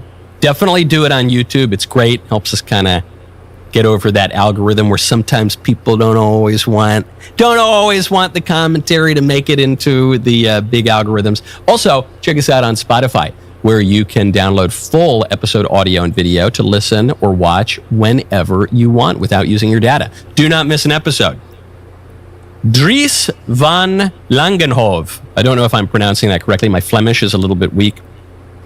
He just posted yesterday that he has been convicted yet again of a hate crime. Here's the background. He writes about this himself. He says, in February 2024, I gave a lecture at Catholic University Leuven, wherein I linked mass migration to crime and a deterioration of our quality of life. Every single point I made was 100% the truth and based on scientific evidence. We all know this in America. We know this. Definitely they know this in Europe. I'm going to be speaking at the Oxford Union next week. I'm sure mass migration and crime will come up a lot. If you're around Oxford next week, I think it's going to be next Wednesday. I hope to see you out there. I've got to prepare for my trip to the UK. My let's see, Assalamu alaikum. My Arabic is a little weak, but I'm going to try to master it before I go to the oldest English university in the world. What did this guy say? Shut up. According to the judge, this is the judgment issued by the judge convicting him. Quote, even if all of the statements made by Van Langenhove are based on scientific evidence and statistics, it makes no difference to the criminal intent. Van Langenhove is not charged with spreading false information. He is charged with presenting facts in a way that incites hatred against persons on the ground of one or more of the protected criteria in the anti-racism law. Did I? This is chilling. The word Orwellian is overused, but this is what it is for. We all know that in Europe, there are laws curtailing speech. And we contrast that with America, where we say we have total free speech here in America. That's why we have our First Amendment, by golly. And that actually represents a misunderstanding of the American free speech tradition. As I mentioned in my book, Speechless, Controlling Words, Controlling Minds, #1 national bestseller, which you can get wherever fine books are sold. Because we've had all sorts of limits on speech in the history of the United States. You're not allowed to engage in threats. You're not allowed to engage in obscenity, at least in principle. You're not allowed to engage in fraud, fighting words, all sorts of speech that are not protected. But in America, at least, you're protected when you tell the truth. When you just tell the truth, you cannot be prosecuted for that. Of course. In Europe, you can be prosecuted, you can be convicted for telling hate facts. That is horrifying, and that is a total undermining of the point of speech. Because the reason that we don't allow certain speech in America is that there are certain uses of our speech, abuses of our speech, that actually undermine speech. I was doing this debate with Mehdi Hassan, the left-wing pundit at Dartmouth, a debate that I won by 6 points, by the way, just in case anybody was counting, anyone wanted to know. He's the author of the book, How to Win Every Argument, How to Win Every Debate, which will have to have an asterisk now. It's How to Win Every Debate Except Against Michael. But there was this very funny moment during that debate at Dartmouth where Mehdi's debate style is to just constantly interrupt people. He tries to debate like it's on cable news or something. But this happily was a formal debate where there are actually rules and there's decorum. And so those tricks weren't really working. He was still trying to speak over me a lot, though. And I said, hey, what are we doing? And he said, well, no, I'm exercising my First Amendment rights. I said, no, you don't. you can't use the First Amendment to undermine someone else's First Amendment rights. On the specific point, he was talking about how Don Lemon is now being prosecuted, or was being prosecuted under the FACE Act, because he busted into a church and he was interrupting a religious service, which is explicitly against federal law and it's not protected by the Constitution. But a lot of the liberals misunderstand this. They say, well, no, Don Lemon was just exercising his First Amendment rights. You say, no, you cannot claim First Amendment rights in order to violate the First Amendment rights of others. This is why you're not allowed to use a heckler's veto. This is why other types of speech, fraud, when you use your speech to intentionally deceive people, that is not protected because it is speech that undermines the very point of free speech. Even obscenity. Obscenity is an abuse of speech because obscenity appeals to the prurient interest and undermines our reason. The whole point of free speech is that we can use our reason to deliberate and come to the truth. So when you have speech that is intentionally suppressing the truth, contradicting the truth, trying to get people to misperceive the truth, that speech is not protected. In Europe now, you have the opposite. You're allowed to engage in all sorts of terrible speech, all sorts of riots sometimes. You're allowed to engage in all sorts of threats, which you get a lot from the migrants, but you're not allowed to tell the truth about it. If you come out and say, hey, these Muslim migrants are raping a bunch of people, you can be prosecuted for that, and you are. You're suppressed by the government in the UK and in Europe. Really, really chilling. So Europe seems like it's fallen at this point. This should be a big warning sign to the United States. Whenever you are on the side of suppressing the truth, it's not as simple as the conservatives were saying in 2016. Whoever here is trying to censor anybody, no, that's anti-American. That's No. America censors people all the time. Censorship is good. Limits are good. Sometimes. We have to be more specific. Whenever you are suppressing the truth, censoring the truth, that's the real threat. And ironically, terrifyingly in Europe, that is precisely the kind of speech that is being suppressed. And the libs want to bring it here as well.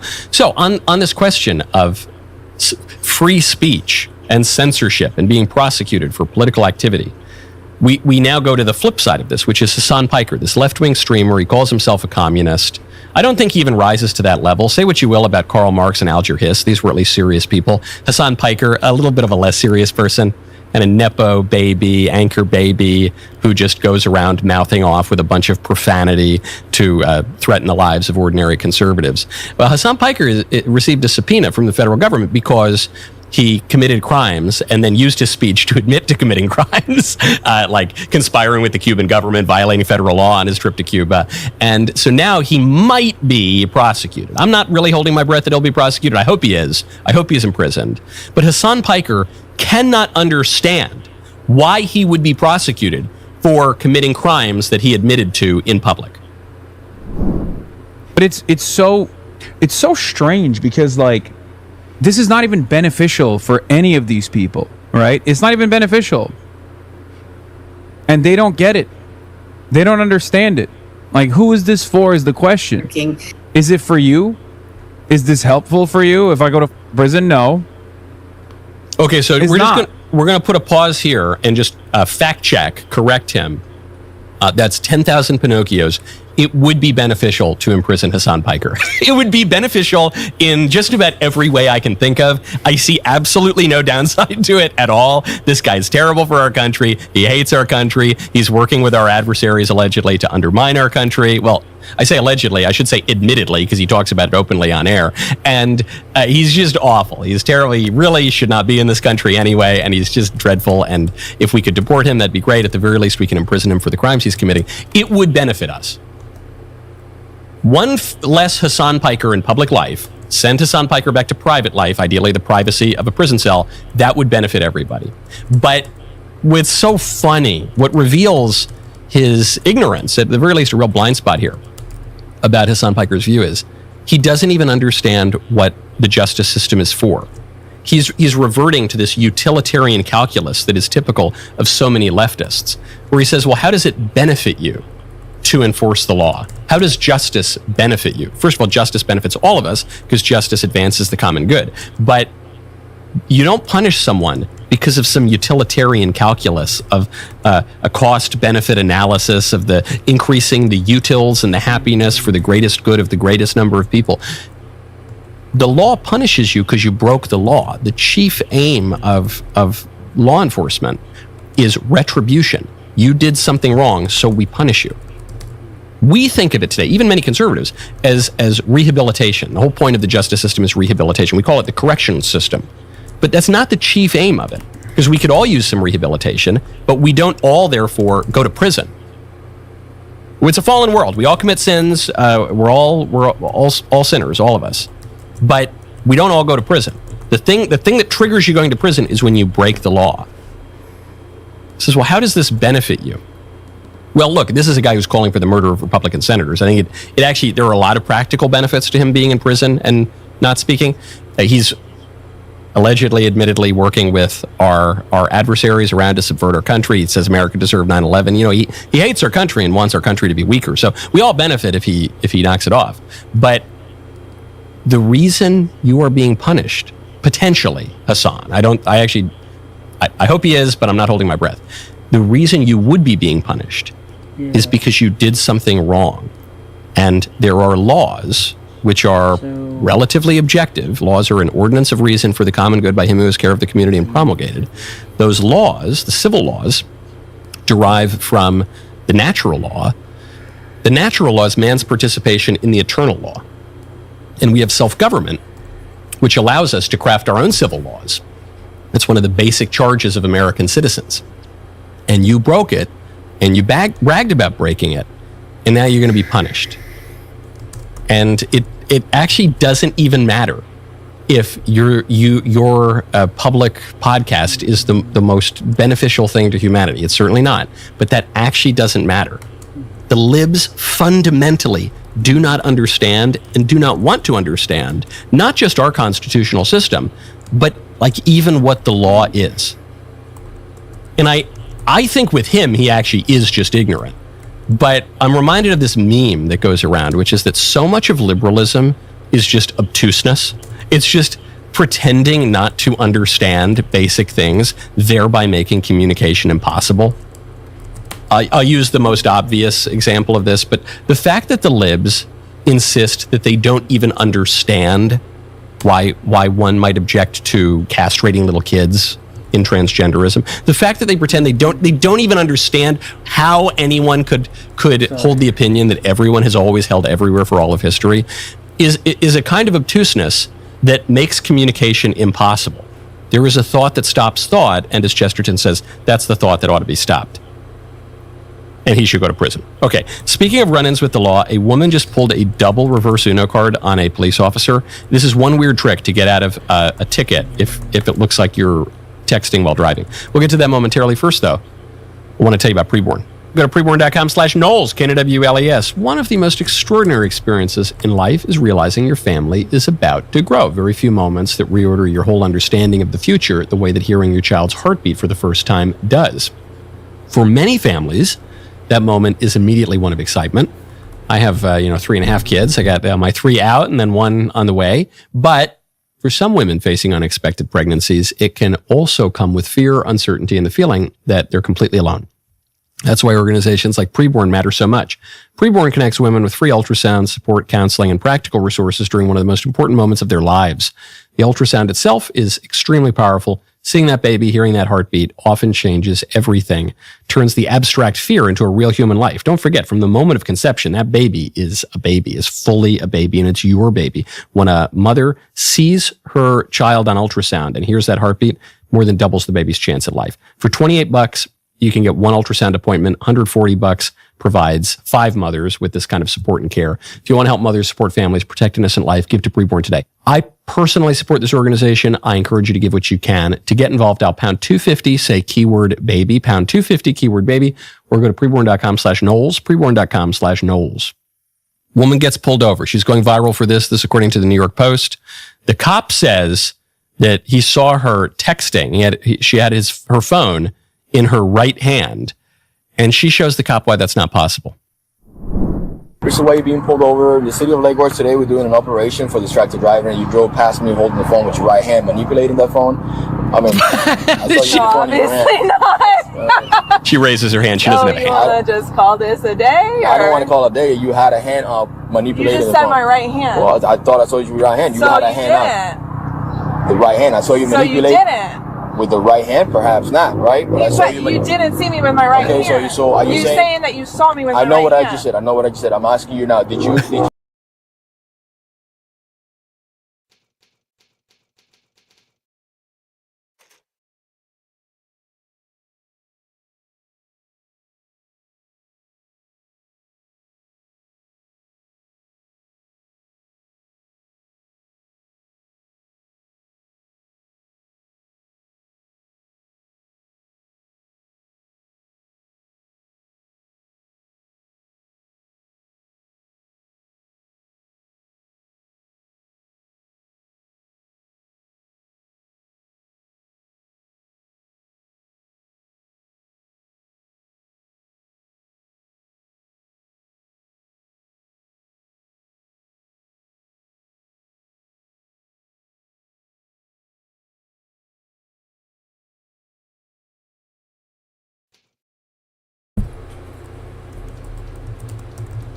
I just want to get to the part where it talks about obsession.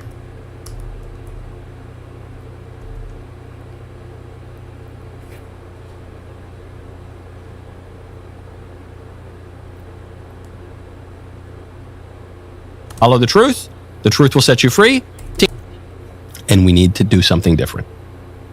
You can say, you know what, I was wrong, and we need to do something different. Have a right hand. And at that point, the cop should have said, you know what, my bad. But what does he do? He doesn't do that. He does the really human thing. He doubles down. In this way, in such, it drives the implausibility, the absurdity to its extreme. It was, whoa, just because you don't have a right hand doesn't mean that I didn't see you holding your phone in your right hand. She goes, I'm pretty sure that's exactly what it means. Well, no, I mean, you said I was holding my, no, I know what I said, but like, do you hand to, and then it's unbelievable. I mein, it's out of a Hollywood movie. It's out of, not a Hollywood movie. It's out of a movie like that horror director made, because that's a good movie. You swear on, you hand up to God that you did not, and she raises her arm that lacks a hand. Yeah, my hand to God. The hand that I don't have, that you keep pretending that I have. Yeah, hand to God. I was not holding my phone in my non-existent flesh. Okay, well, license and registration, please. Even then, he can't give up on it. He can't give up license and registration. That is the condition we all find ourselves in. Look at Belgium. Says, hey, you said that migrants are raping citizens of our countries and committing crimes against them. And the right-winger says, yeah, that's true. Look at all the statistics. And the judge says, yeah. Well, hold on. That's not the point. I know what the statistics say. That's not the point. You can't, but you said that. Yeah. Oh, I did. Yes. I said the truth. But yeah, you can't say the truth. We need to learn this lesson. If your premises are leading you to absurd conclusions, you have to change your premises.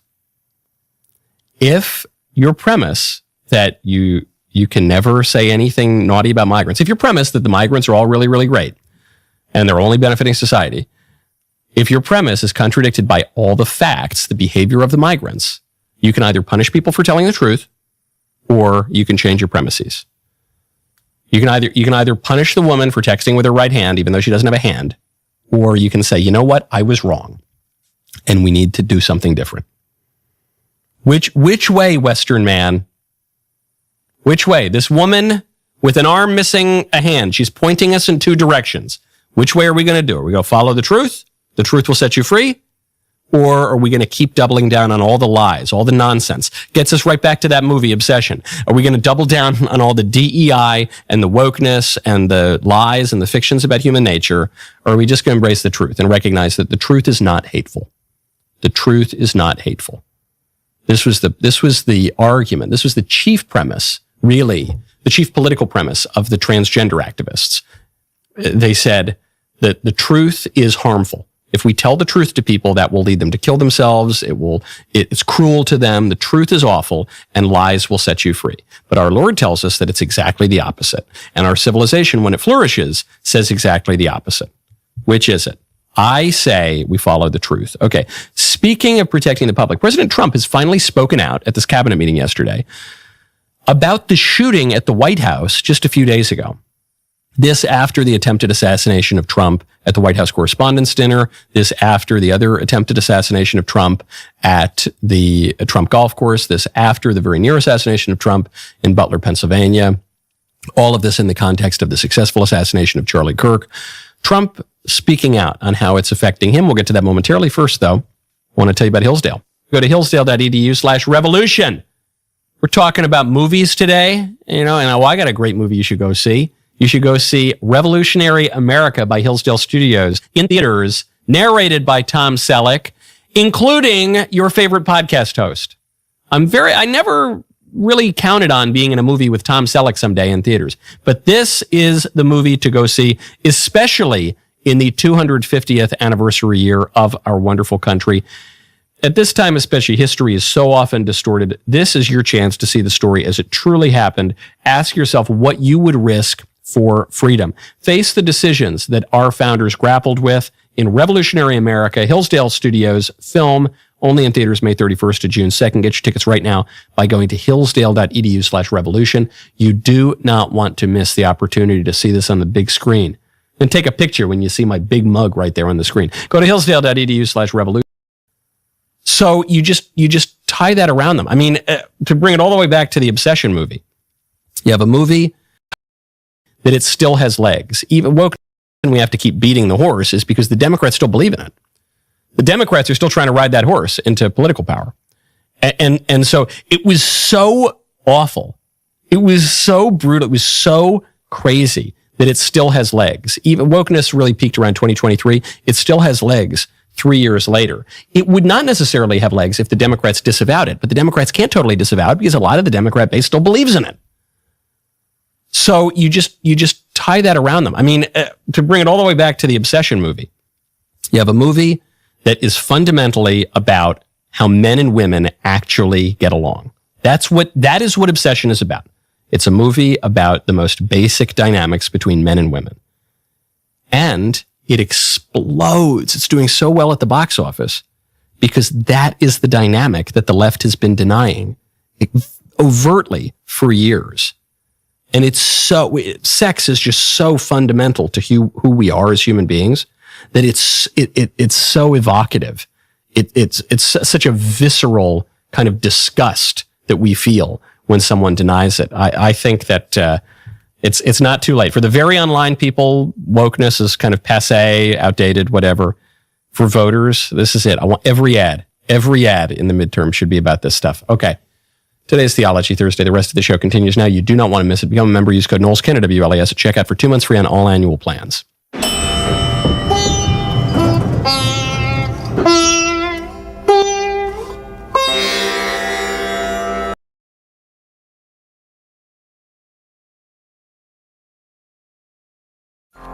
Hello and welcome to Nightmare Masterclass. My name is David Stockdale.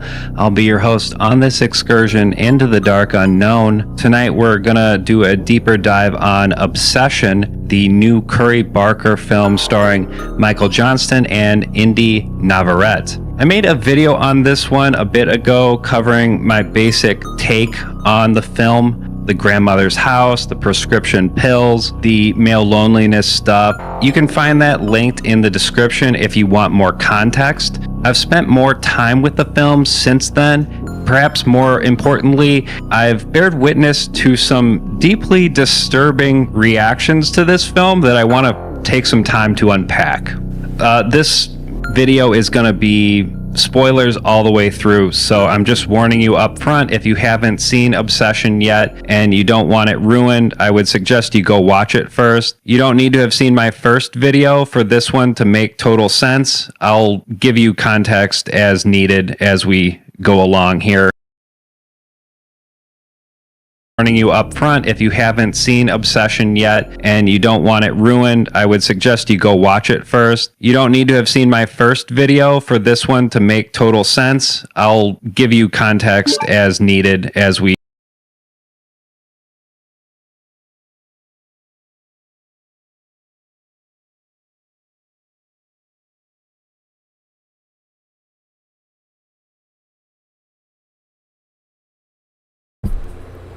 I like that right there.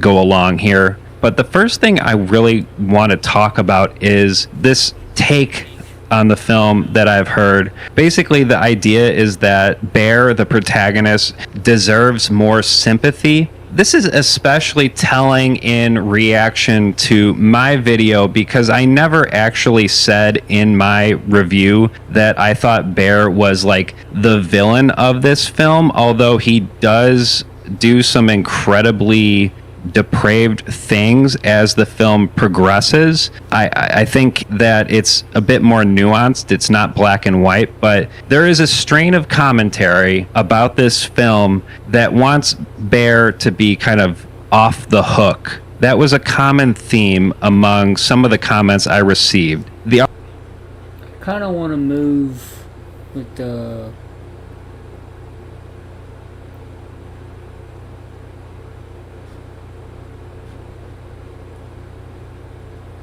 I'm going to shift gears. So before I get into my thoughts on Backrooms, I just want to say on a personal level, I think that it's fascinating that Obsession and Backrooms are about to dog walk a Disney Star Wars film this weekend at the box office. Something that we have quite literally never seen before.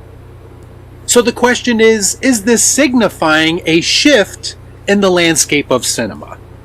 I think so, and I certainly hope so. That being said, we have a movie based on a viral web series to talk about, so let's get lost in some Backrooms talk. Let's discuss. I watch so you don't have to.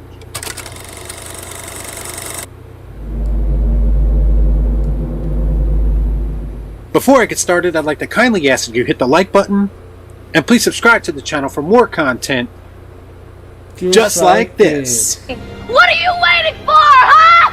What are you waiting for? Backrooms follows Clark, an unhappy alcoholic furniture store owner. After stumbling through a strange dimensional glitch in his basement, he discovers the Backrooms, an endless yellow-walled liminal labyrinth. So as some of you may know, I recently watched some of the Backrooms content that this film is based on for the first time. And I was instantly intrigued by the simple yet effective approach that Kane Parsons took to creating that web series. I also said that I hope he adapts the less is more approach for the theatrical version, because to me it would be doing the concept a disservice to try to do too much. And make no mistake about it, this is very much a Hollywood version of Backrooms. And I know that probably sounds terrible to a lot of you, but let me explain. In reality, I actually think that that offers both advantages and disadvantages when it comes to presenting this idea to a potential new audience. And both the advantages and disadvantages are on full display throughout the course of this movie.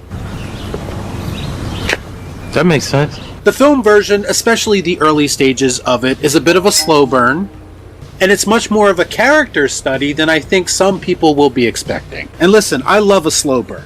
And I've stated many times that a great build is essential, for me at least, when it comes to making horror films work. So I do like the fact that the feature film version of Backrooms takes some time to establish the characters that are going to be thrust into this up situation. Chiwetel Ejiofor as Clark is definitely a standout with his performance. Not the most in-depth character we've ever seen in a movie, but I do believe he makes the best of the material and even elevates it to a degree, even in the moments that come off a bit more silly than they might have intended to. But I do kind of like the idea of having a character in desperate need of finding himself, not really feeling like he has a purpose, kind of addressing those issues through his exploration of this place that defies all logic. Imagine feeling like there is absolutely nothing for you in this world, a very relatable feeling, and then you come across this unexplainable thing that you now feel compelled to obsess over. I really enjoyed how they tried to create a dynamic between the Backrooms and the personal issues that these characters are going through. That is the Hollywood aspect of this movie, at least for me, that absolutely worked. I also like the fact that they incorporated found footage throughout the film.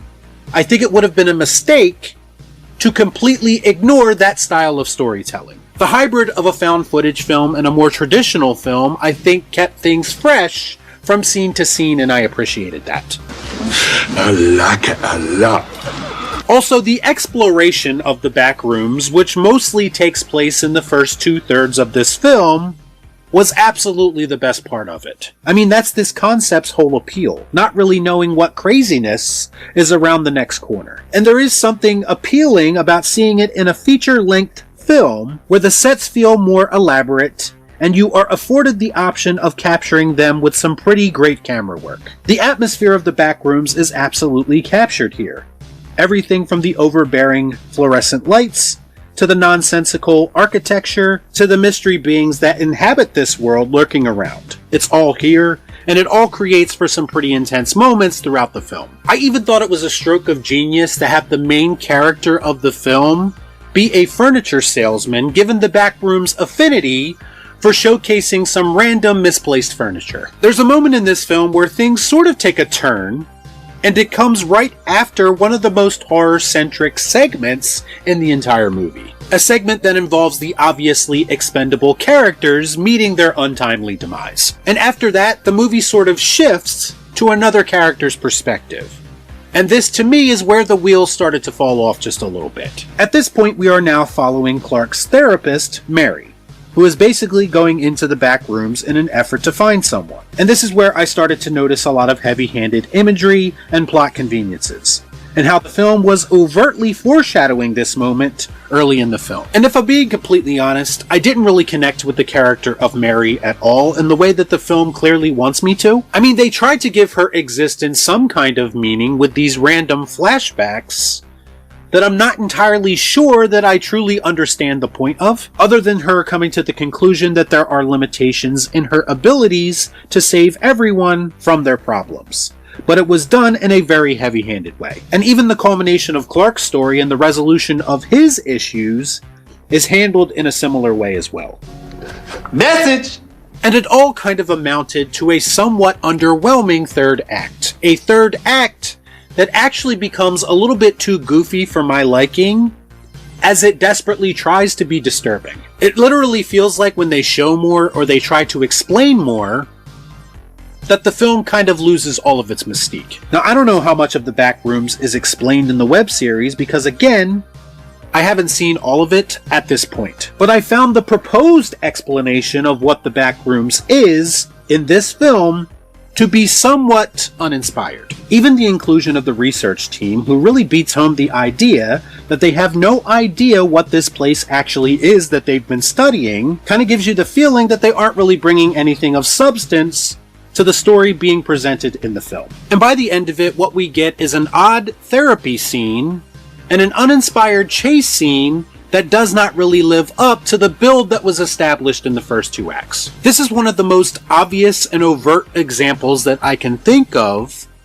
the build being so much more satisfying than the payoff. I guess I just expected something a bit more thought-provoking based on the mystery and intrigue that was established early in the web series and early in this film as well. Bottom line, I can see that Kane Parsons has a lot to offer when it comes to being a filmmaker and even a storyteller. And listen, he's not the first person to not be able to stick the landing with these high concept films, and he certainly will not be the last. And I'm still very much interested to see what he brings to the table in the future, and I am very much fascinated by the route that he took bringing this film to life. But to me, a lackluster finale to what was a very intriguing setup holds this film back from being something more. I still enjoyed a lot about it, but for me, it was a flawed but entertaining experience, and that's why I'm going to give Backrooms the cat house.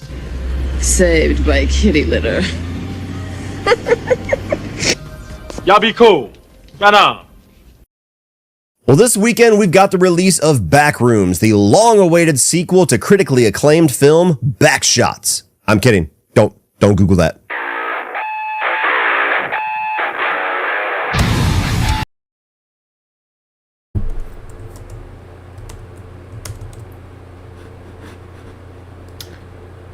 I'm seeing a redundance of that word, backshots.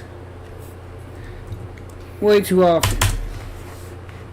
Like I always say, a lot of what these YouTubers do is they repeat what other YouTubers say. And that, comes off as not only corny, but kind of fake. Like, not authentic.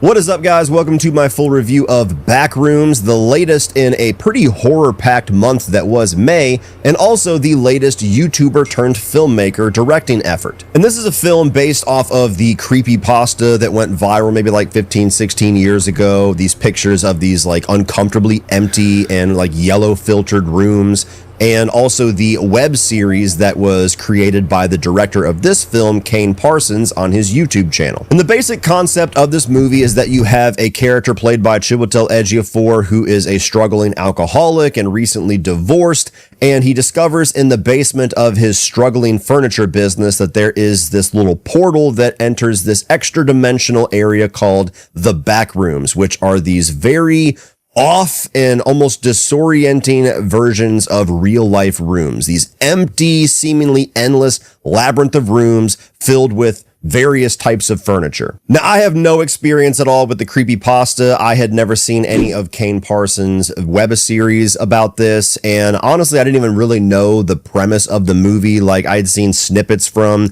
the teasers. Of course, I had seen a few advertisements on social media and the title of the film, so I kind of had a little bit of an idea, like, experience-wise, what I was in for. Other than that, walked into this one pretty blind, as I try to with any horror film. And starting off with the positives, the main thing that I was extremely impressed by and walking out just really being curious of how the hell they did this was the set design. Like, this is a film that I'll go ahead and let you know now is not exactly my cup of tea. It's not necessarily something that I would revisit, but even with that being said, I would happily watch like a 3-hour documentary behind the scenes featurette on how the fuck they made this thing, because the whole concept of having this seemingly endless maze and labyrinth of these rooms, and every single one that you go into is shaped and crafted and built a little bit different, little tiny details of it getting more and more off from what we know to be a actual like efficiently made room, furniture that seemingly looks normal but is just arranged in a weird way, and then starting to be arranged in an even more weird way as they go through it, and even like bleeding into the walls and bleeding into the floor in certain spots. There's even areas where there's like full running water and pipes and plumbing and swimming pools, and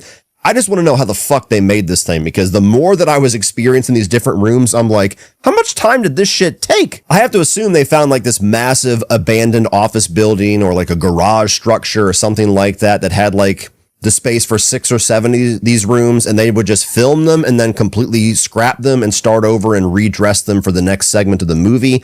I don't exactly know, but the way that it was crafted, the way that it was designed, and even the way that it was edited together to look like one continuous like journey through all these different rooms was really well done. And you got to give a lot of that credit to the director Kane Parsons as well. This is not one of those times where there was this weird little niche viral thing that some studio at some point got a hold of, whether it actually had rights or like most of them is just totally public domain. And they said, that's popular. That's got an audience out there. Let's just give it to some writer and director and let's form some kind of story around it and sell it. This isn't one of those times. This is a guy who had a whole web series really trying to like visualize and bring some kind of a video experience to these still photographed creepypastas. And so this is a guy that already had a vision, already had an idea of what this is supposed to be, and now he just has a chance to make it into a feature-length experience. And for a film that is very much trying to be more of like experiential horror, not necessarily something that's more narrative-driven, just visual disorientation, something that's supposed to like make you feel off, something that's supposed to get some emotions out of you just by the images that you're watching and even some of the sound design, you have to have a very tight grip on what exactly you're trying to convey and how exactly you're going to craft that experience with the pacing, with the color grading, with even the different filmmaking styles, which most of which in this movie is just traditional filmmaking, but there's also some found footage aspects in here. And as somebody that oftentimes doesn't really become that enamored with found footage, I actually found those segments of the movie to be the most effective. Having a tight grip and a very distinct vision on how all those different aspects of this are going to come together, that makes for a really talented director. So whether or not this is exactly my type of thing or not, I see the talent here. I see all the potential, and Kane Parsons is now the latest and luckily a long string of recent successes and recent really cool efforts of seeing YouTubers actually making horror films and making successful horror films at that. The acting all across the board is really good. This is a very small cast, only like 4 or 5 characters here. The predominant force here is Chiwetel Ejiofor. He's basically the main character of the film for the most part. He's the one that, if anybody here, has somewhat of an arc.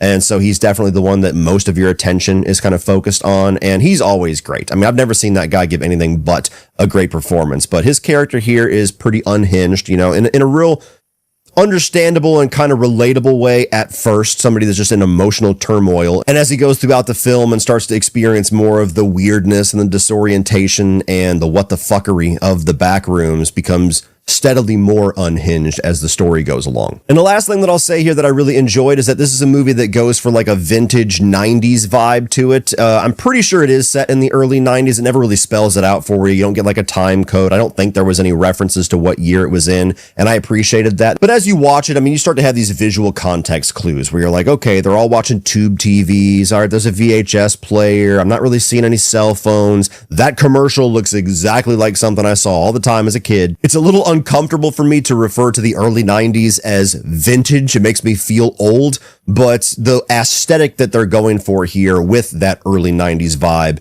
is very much a vintage flavor. And I think for the more analog and liminal space type style that they're going for with this movie, having that vintage 90s vibe as the setting here really amplifies all that. Moving on to the mix, and I'm not going to say anything specific whatsoever here, but I wasn't really satisfied with the climax, the ending of this movie.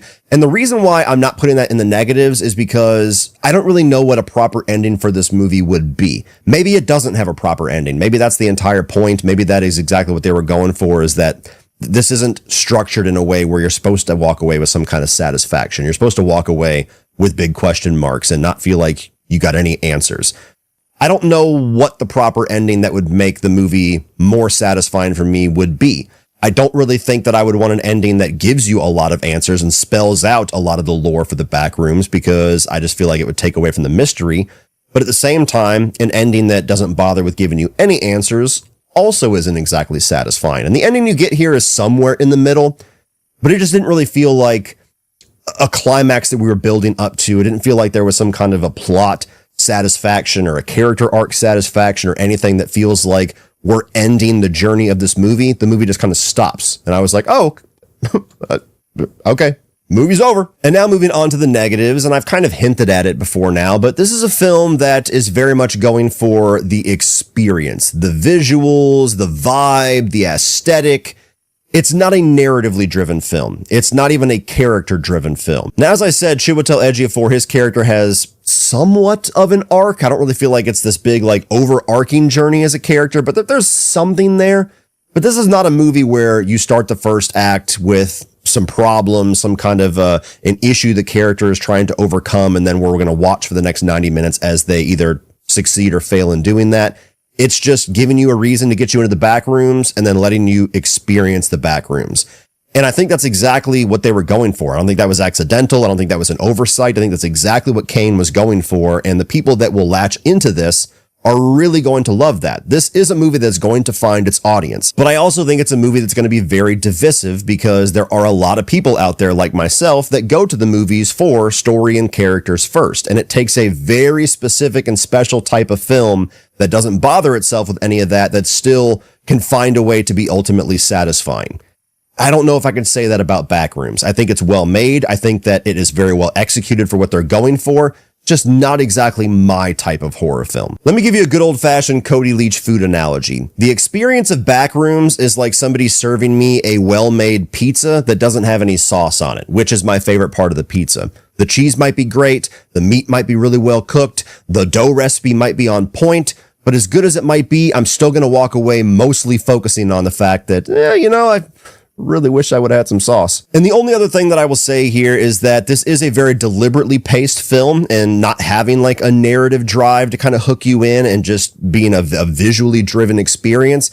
There's certain spots in the movie where I think it might be a bit of a drag for some audiences. It might be testing their patience a little bit. There was like a 10-minute period there where I found myself kind of struggling not to doze off. The movie did kind of get me hooked very soon after that, so it picks back up. But for a movie that doesn't really have like these driving factors that are going to catch your attention if you're not just captivated by visuals and some of the unease of the structures of these rooms, it might be a little bit of a big ask for some people and their patience levels. Overall, what I'll say about Backrooms is that this is a movie that I think you can tell pretty easily based off of your own knowledge of what your movie taste is, whether this is for you or not for you. If you're somebody that likes analog horror, creepypasta, something that's a little bit more experiential, similar to Skinamarink. There's way more going for this movie, I think, than Skinamarink, but they're cut from the same cloth. Something that's just like visual disorientation and abstract and surrealist images. If that appeals to you and you're like, fuck yeah, that's my brand of horror, go out this weekend, check this thing out, absolutely support it. But if you're unsure, or if you have a very similar taste to me and hearing a movie that is not character or story driven just kind of loses your interest, I think you're okay to at least wait till streaming, or maybe just skip this outright, because it is not going to be for a certain group of people. This is very much going to be one of those love or hate type horror experiences. So you decide for yourself based off of your own self-awareness whether this feels like something you're going to love or something that you're just not going to be into at all. Well, that's it for this one, guys. If you enjoyed that, please click over here for all of my 2026 new release reviews. I'm also going to put a new video up here called Keep, Kill, Revive, which is this new like showdown game style horror discussion video where I pit horror franchises against each other. So check that out if you want something a little bit more fun. Like, share, hit that subscribe button so you don't miss everything in the future. And as always, remember, opinions are like assholes, but that doesn't mean you have to be.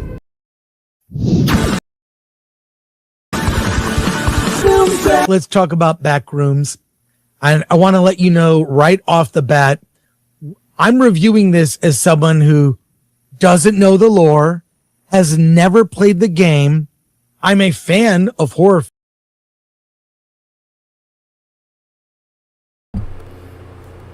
Like everyone who is not a fan, who doesn't know the lore, just like the rest of us, like myself, not a fan and doesn't know the lore. Films. And what drew me to this movie was that wild trailer. The subtle the marketing campaign for this movie is chef's kiss, top notch, filled with where I want to know what the heck are these fantastical MC Escher like images of storage rooms in the basement of a retail outlet. What is this all about? The campaign for the marketing we need to talk about before we get to the movie was so good because it told you nothing. Didn't tell you what the character story was.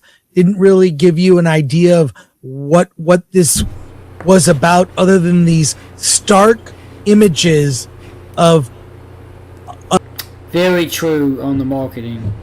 I saw the trailer and I got an idea, but I still didn't know. So, Yeah, the marketing was well done, actually.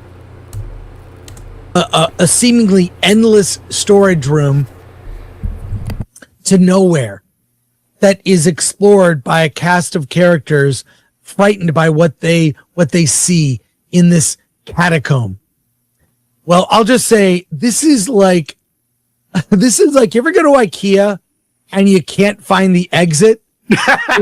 Yeah. That's what someone decided to make a movie about. Because I love IKEA. It's these fake setups of fake bedrooms and fake kitchens and fake living rooms, and you can't get out. You follow a path and you feel like you're getting somewhere. Then you end up at IKEA in an area where it's a warehouse. And even that, like, where do I go? Where are the cashiers? Let me get out of here before I get some meatballs. Someone decided that that would make a good movie. Now, I know that this is based on creepy pasta and images and a game. And I'll just say right off the bat, you do not. And we know that you know before you even mention it.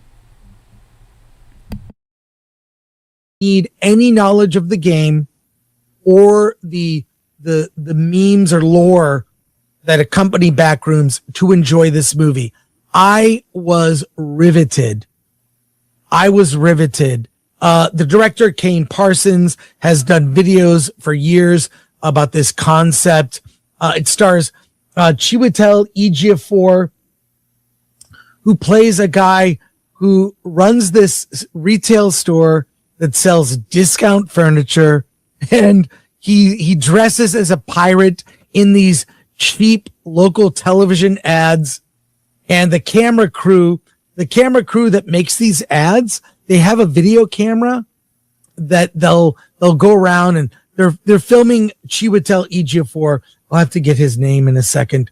It's Clark. It's Clark. And there's this young couple that record the videos and follow him. And it starts, first of all, his Clark is struggling. He goes to see a therapist over his alcoholism. He's still, dealing with being an alcoholic. Also, his marriage ending and all the troubles there. And all of that kind of ties into each of the characters in this movie is dealing with a trauma that is revealed, somehow manifested in these catacombs. Clark discovers these endless back rooms in this retail furniture store and begins to explore them, and then enlists the aid after he nearly gets completely lost, going crazy. He enlists the aid of a young couple who've made these commercials. Come with me. Like, you're not going to believe this, to document what they're seeing. And then the way in which the build of tension that this movie so expertly reveals through the music, which is not just, I would describe it as music, but ambient tones. It's not just music. It's this ambient tone and dread. I really don't want to get into any spoilers in the second half. I'll say that I felt the movie was maybe 15 minutes longer than it should have been, but I was riveted. I saw it with a packed audience. You could hear a pin drop in the theater. What I do like about the movie, once you get into Mark Duplass's character, he plays a guy named Phil.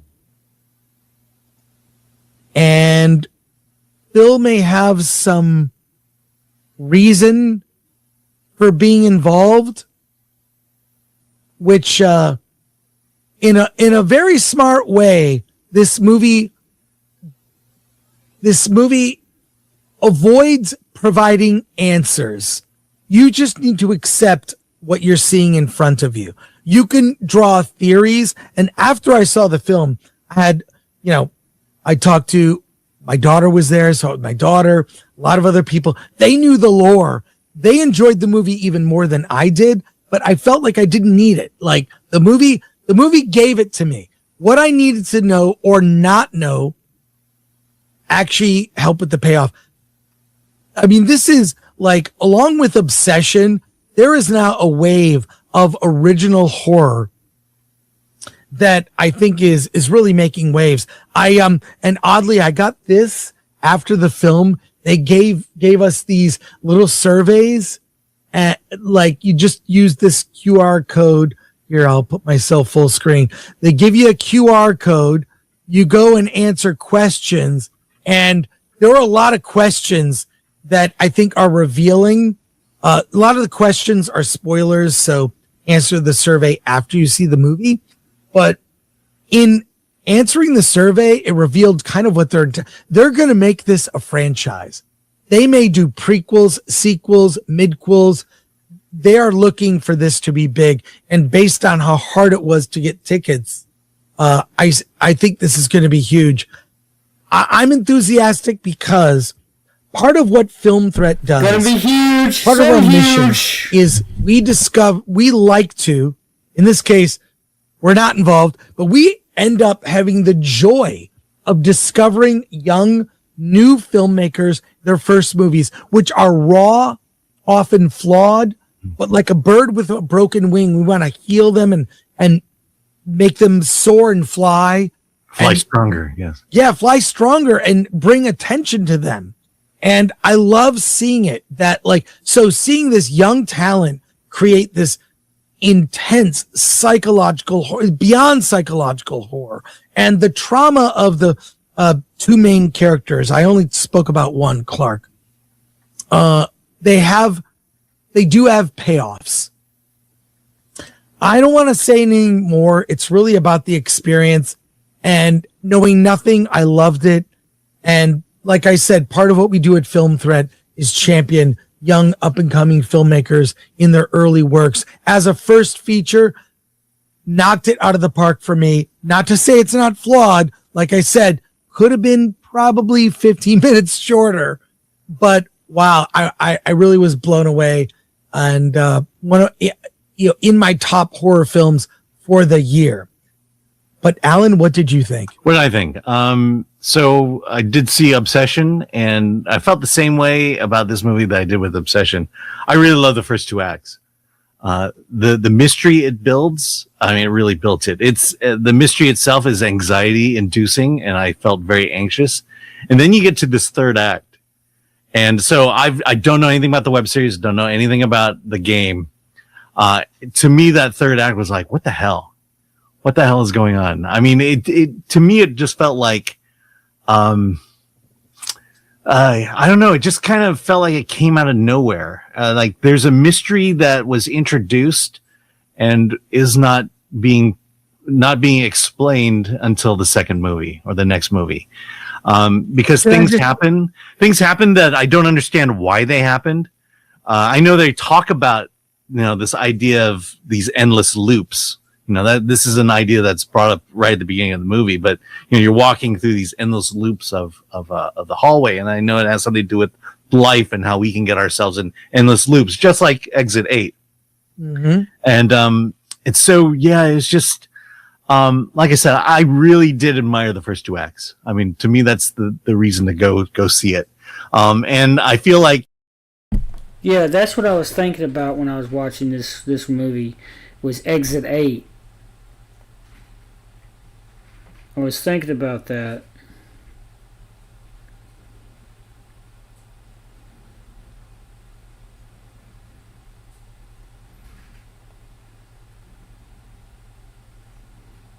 No.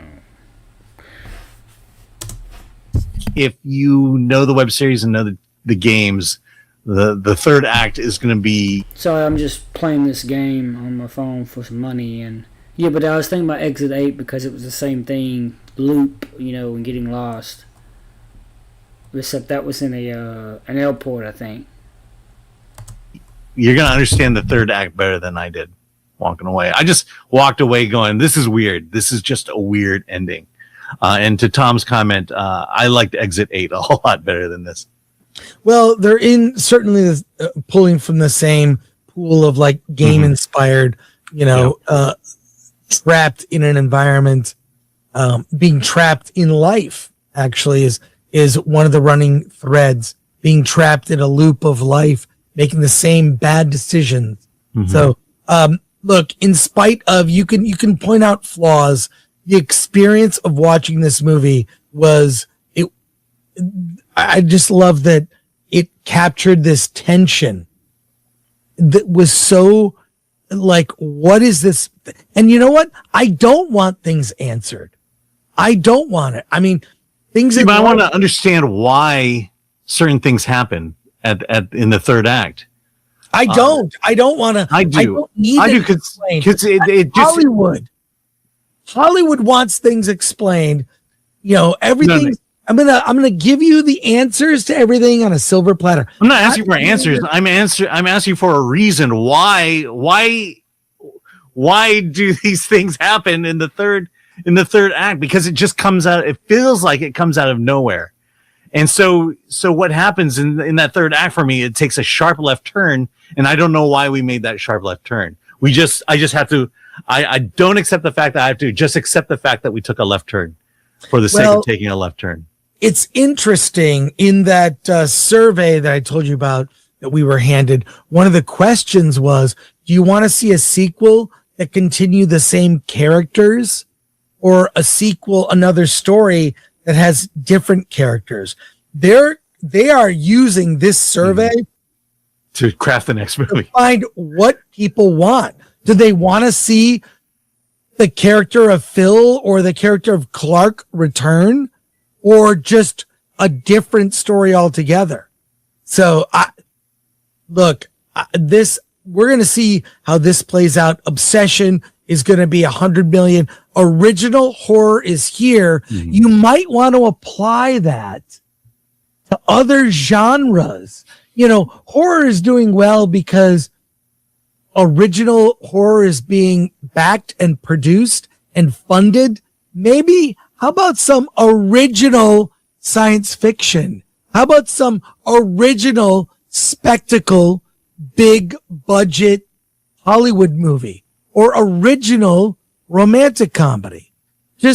I think the thing is, people want to see something when they go to the movies that they've never seen. And that's what they want, whether it's horror or any genre. I think this does an amazing job. So I recommend it. Alan, what are your final thoughts? I do recommend it. I think the first two acts, the world building in this, these hallways. I'm just riveted in terms of walking down, where you walk, where it leads, who's chasing you. I was so connected with this movie of the first two acts. The same thing with Obsession. I admired so much of those first two acts of Obsession. Just the filmmaker's love of horror and understanding how film can be used to create horror, especially in your mind. And it's one of those, I'll mention the movie, what is it, Skinamarink? I mean, Skinamarink, that's an acquired taste. Another weird, like, sort of trapped in an environment. And this film does kind of owe a little bit to that movie's success. It's reminiscent.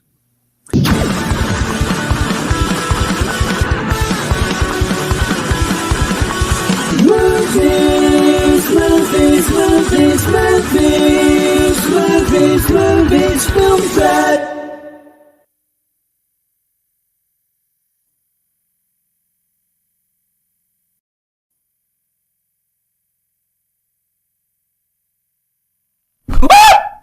Expect the unexpected. How many times do I have to teach you that lesson? I wasn't some superstar whiz in chemistry.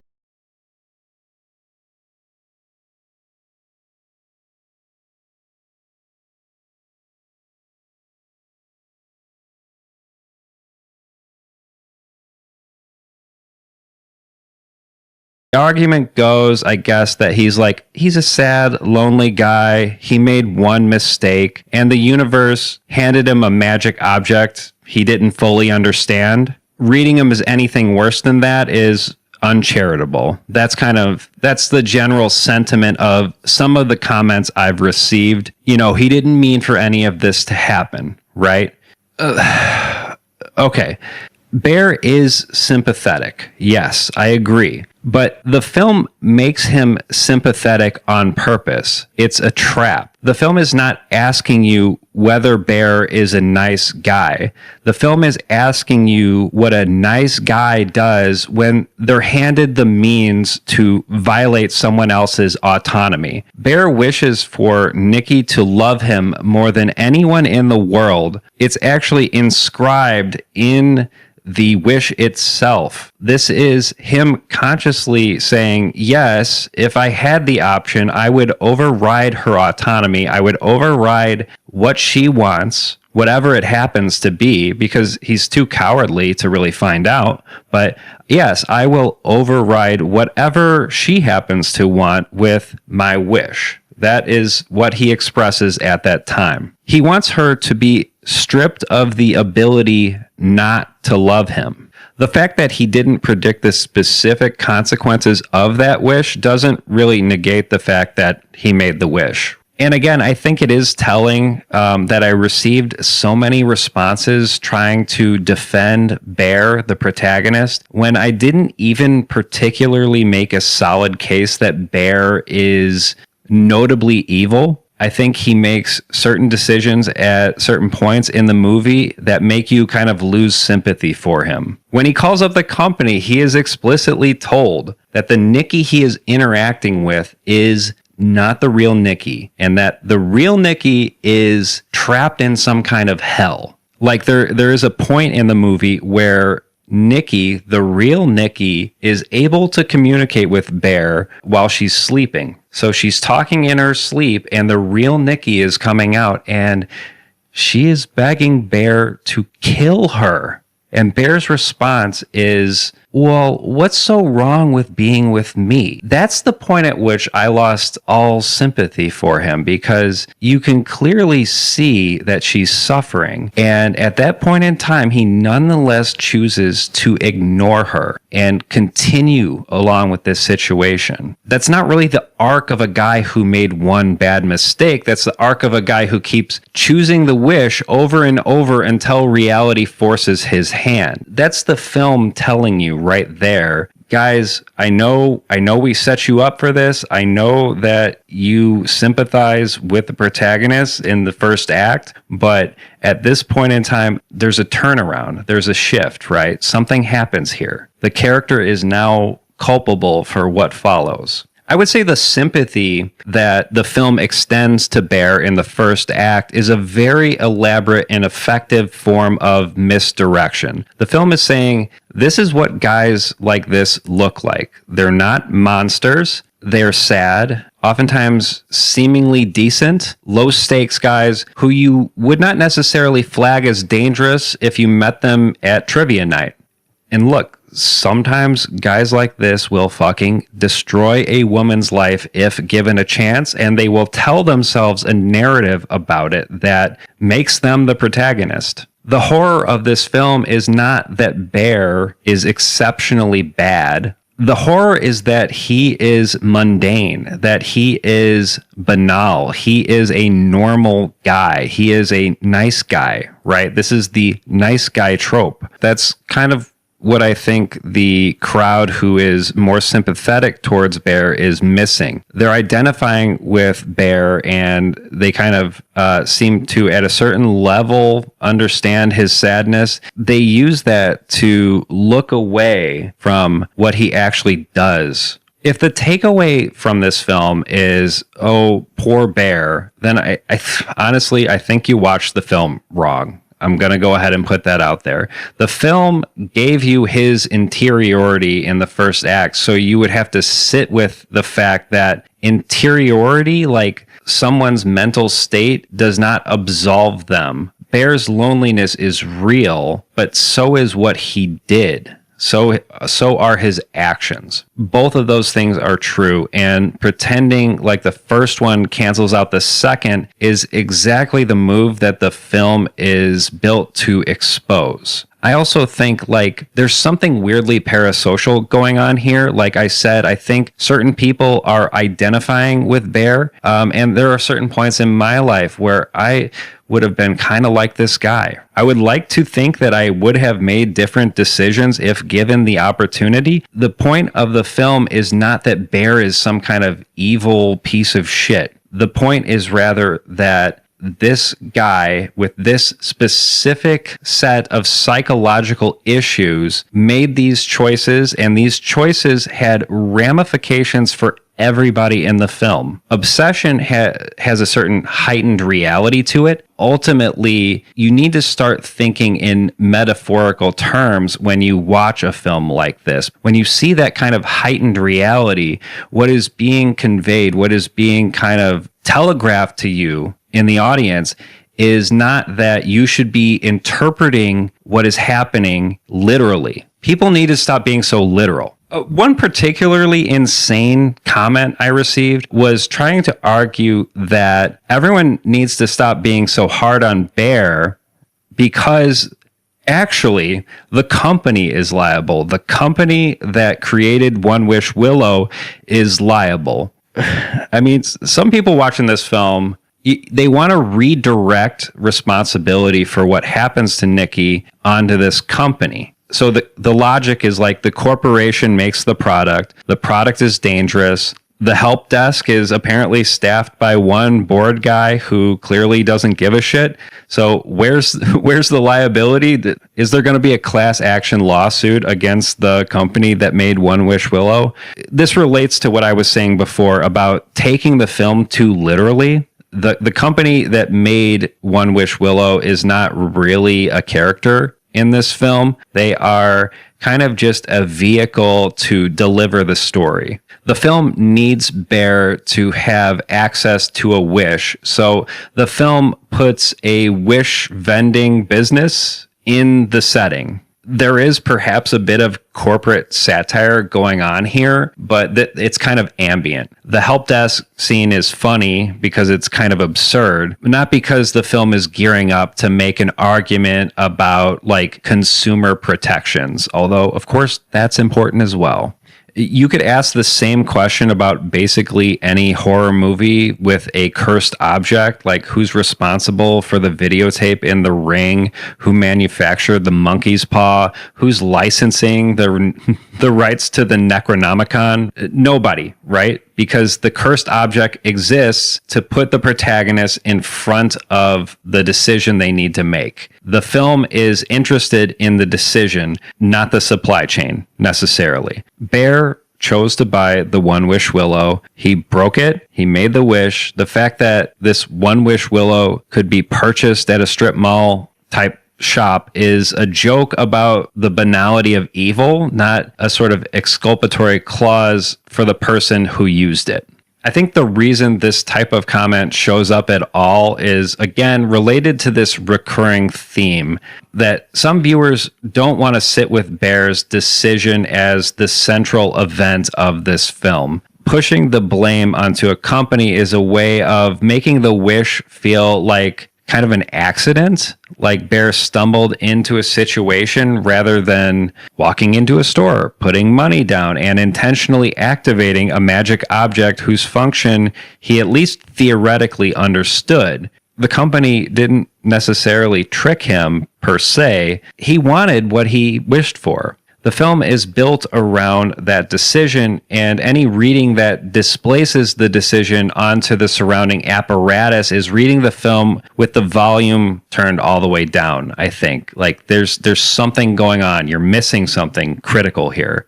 So I talk a lot about the so-called male loneliness epidemic in my first video, and a few people responded by trying to kind of galaxy brain this take and say like, well, actually, it's not about male loneliness because Bear has friends. He has Ian, right? And Sarah and Nikki, and they go out to trivia night. So this is not the portrait of someone who is an incel. This is not the portrait of someone who is prototypically associated with the so-called male loneliness epidemic. This is troubling to me as well because The film is practically beating you over the head with the fact that all of Bear's relationships are somewhat superficial in this film. If you look at Bear's relationship with Ian for like 30 seconds, I think you will realize this. Ian has been sleeping with the woman that Bear is in love with, and he's never told him. Ian gives Bear deliberately bad advice about how to approach Nikki. He tells him to call her by a nickname that she hates. He tries to convince Bear not to ask Nikki out at trivia night. He interrupts him when he tries to. Ian is quietly sabotaging Bear's life as a baseline social practice. And Bear cannot see it really because he has no calibration for what friendship is supposed to feel like. When the wish goes sideways and Bear finally asks Ian for help, Ian doesn't believe him and subsequently wishes for $1 billion on a lark. That says all you need to say about the friendship. And that's the friendship Bear has been investing in. That's the guy he's been showing up with for trivia night for years.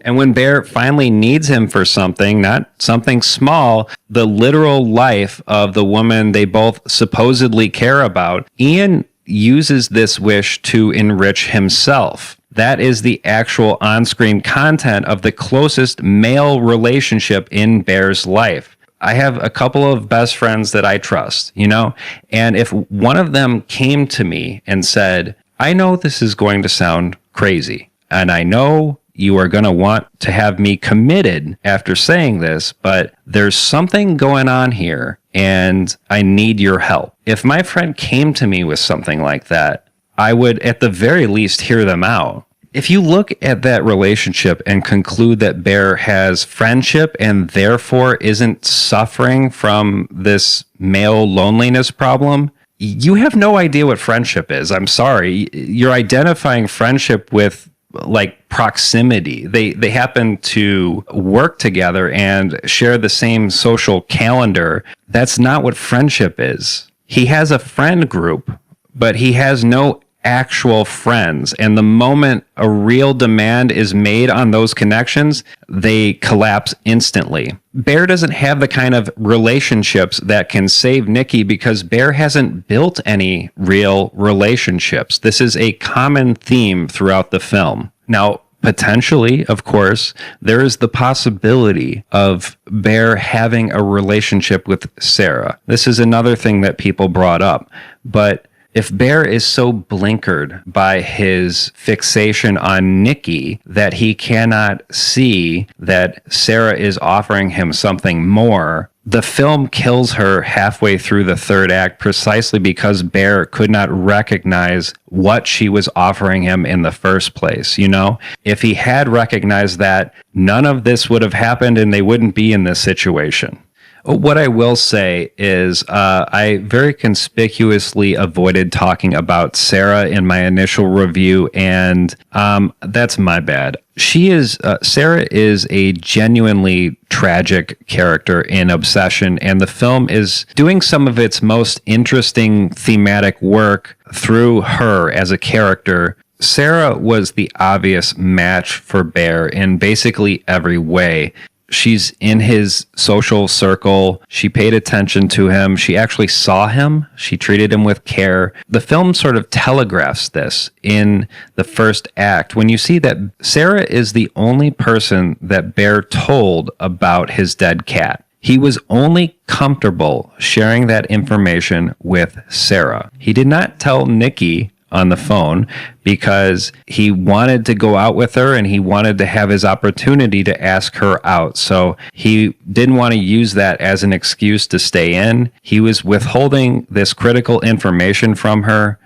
He certainly did not tell Ian because Ian is an insensitive jackass who is really just not going to offer any kind of emotional support. When his cat died, Sarah is the one who offered him sincere condolences. When Nikki starts acting unhinged, Sarah is the one who reaches out to him. She tries to warn him and tries to pull him out of it because she doesn't actually realize what's happening. Sarah is what could have happened if Bear had been capable of recognizing reciprocal interest when it was offered to him. And no good deed goes unpunished, so of course Sarah has to die. That was the most brutal part of this movie for me. And I think that is the film's verdict on what happens to women who try to genuinely care for emotionally avoidant men who are fixated on other things. They become collateral damage. Nikki's possessed jealousy reads as supernatural. I mean, it would have been nice to see Belle get with Sarah by the end instead of Nikki. And maybe them team up with Nikki. No, maybe them team up against Nikki to stop her in something. Rather than the other way around. And maybe Ian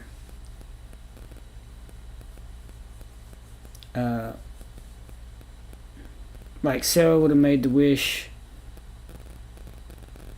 and wish for Nikki and Ian to be together, and then that way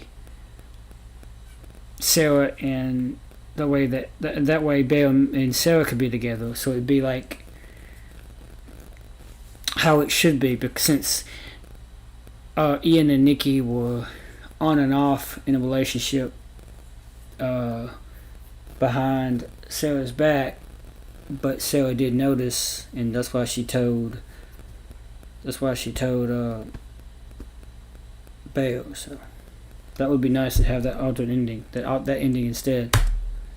Horror in that moment when she kills Sarah, but there is some interesting symbolic work going on here as well. Like, the woman Bear is obsessed with literally destroys the woman who actually loved him, because Bear's obsession has no room in it for anybody else. Sarah dies because Bear was not able to see her. She was right there. She was offering him exactly the kind of connection he claimed to want. And he was too busy staring at his fantasy of Nikki to notice. The film makes her a precise match for Bear, precisely so that can be taken away from him. She is not a viable alternative for Bear in the film's logic. The possibility of being with Sarah was already foreclosed by the time this movie began, because he's narrowed his entire emotional life down to one singular fixation, Nikki. You know, and one thing I will say that is really telling here is if you just watch the opening sequence of Obsession, a lot of information is already being conveyed in that scene. The film opens with Bear confessing his love, telling somebody how he really feels. Actually, he's just revealing his feelings to a waitress, and this is all just practice. Ian is there advising on how Bear should conduct himself, how Bear should operate in this scenario. The waitress is being used as a prop, and they casually just tell her to go away.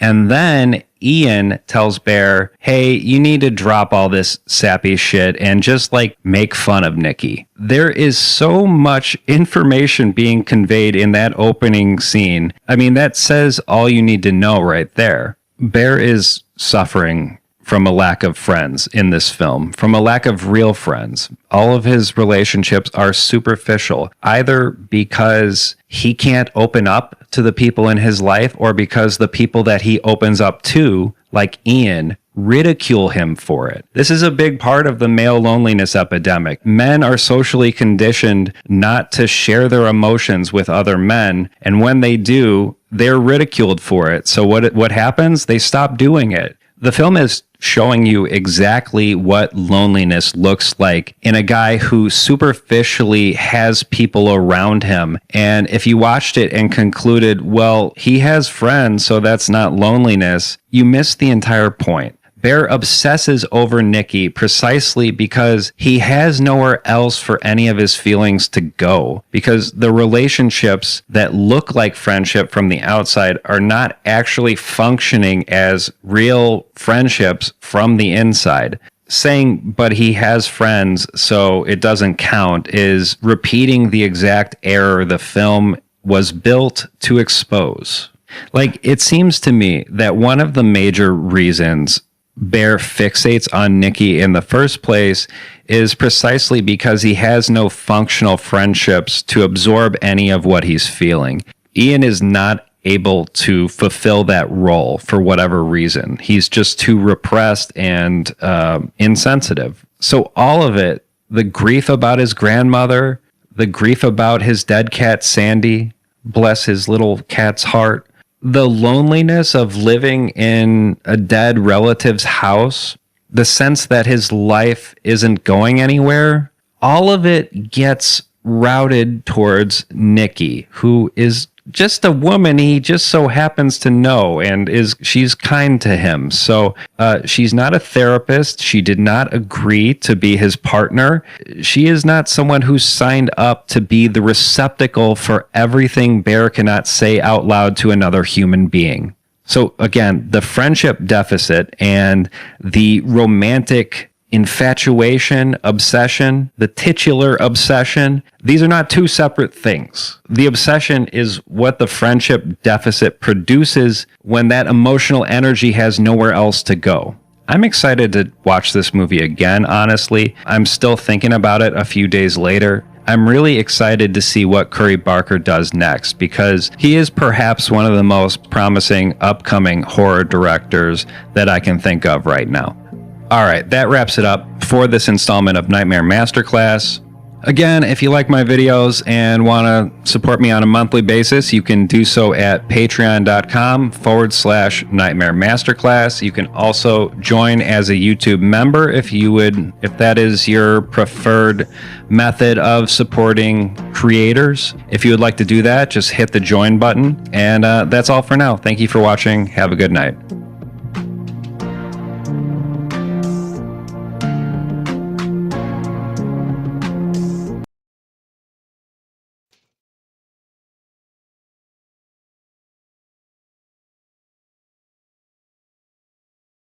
Look out, Blair Witch Project. Step aside, Paranormal Activity. There's a new low-budget horror film that's about to blow your numbers out of the water. Not really, but the brand new film Obsession is killing it at the box office. Let's talk about it briefly. In the grand 1990s, specifically 1999, a small little film called Blair Witch came out. It had a budget reportedly between $35,000 to $60,000. It would go on to gross a meager $250 million. Absolutely insane, and almost all of that was based around a brilliant guerrilla marketing campaign. Paranormal Activity would also put up very impressive numbers for a very meager budget, mainly because it's the found footage, cheap cameras, not the greatest acting, but enough of a fun premise to get audiences on board. Well, fast forward decades later,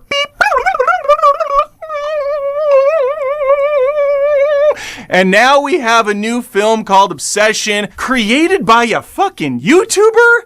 What are we doing anymore? We got the YouTubers coming out of the woodwork these days making movies. It's awesome. As of recording this video, Curry Barker's film, he wrote and directed it, has pulled in a beautiful $41 million and climbing. And that's off a reported $750,000 budget. This film is making a lot of money for Blumhouse, who really knows how to make a lot of money. Megan 2 is probably one of the few missteps they've had as of late, but man, they are raking it in. And it helps that they're not just doing the paint-by-numbers PG-13 slop that you see a lot of.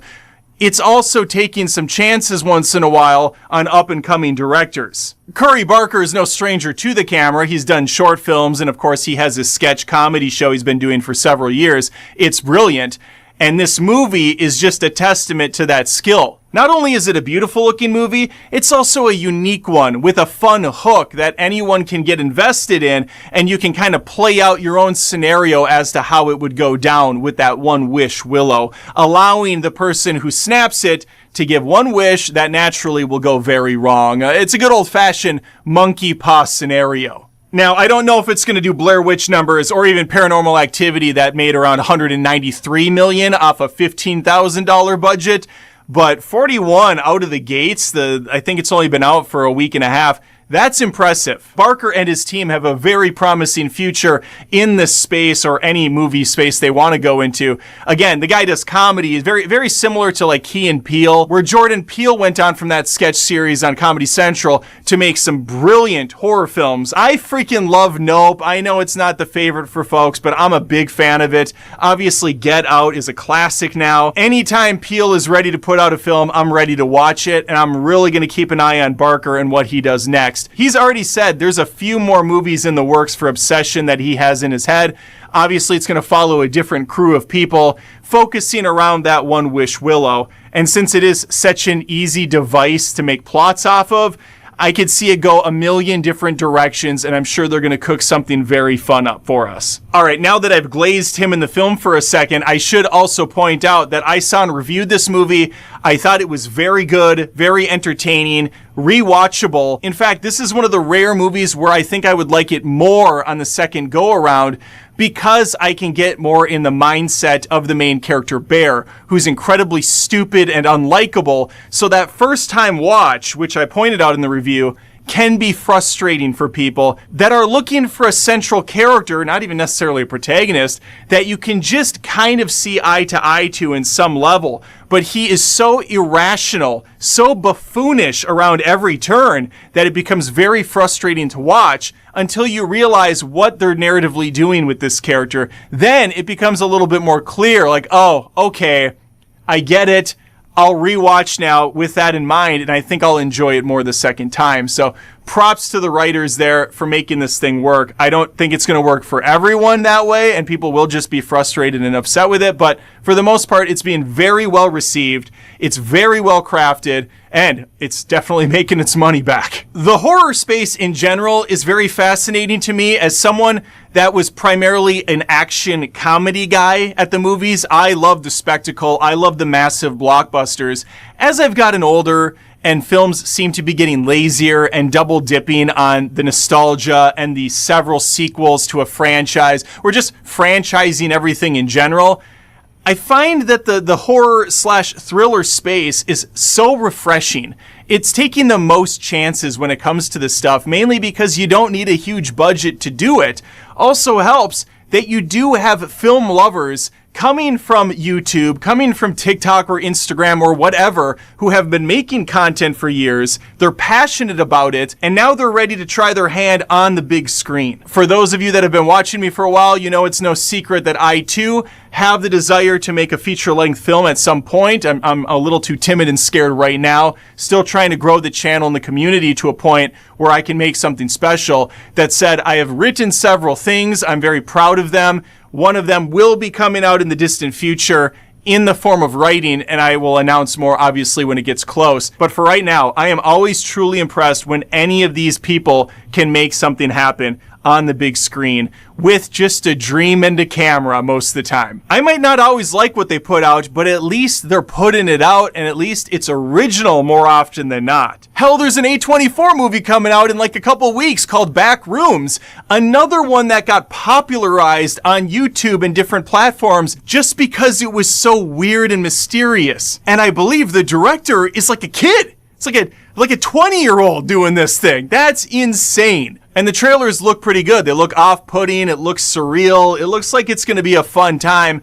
We'll see. I'll obviously watch it and let you know my thoughts. Whether you agree with them or not, that's okay. The point is, we love going to movies. We love championing new films here. And I'm just excited whenever I see one of them knock it out of the park, like Obsession did. And it's being rewarded for it.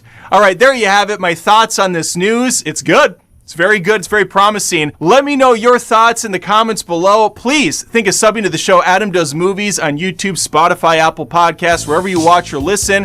You can find me there. And hopefully, I see you next time. Take care.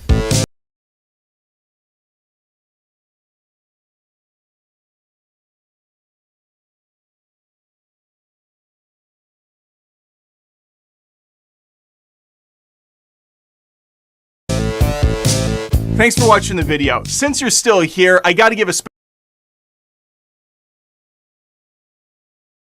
Well, Adam might be looking forward to your movie. Your video for your movie review for Backrooms. I'll be looking forward to that, and I'm gonna be getting off here. So yeah, I gotta get some shut eye so I can go do a job tomorrow. So like and subscribe, all that good jazz. Take care, and go check out Obsession as well as Backrooms. They're both good movies made by YouTubers, young YouTubers that have their own web series or had in the past or have one. Obviously, there's going to be sequels to these films. Yeah, go check these films out, man. Have some fun. Take some friends. Take a date. Just don't take your kids. Like I've seen some kids around in at least one of my... And I've only seen Backrooms twice. My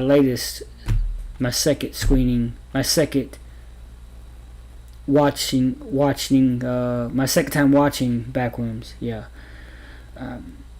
Yeah. I have trouble with goodbyes. Take care.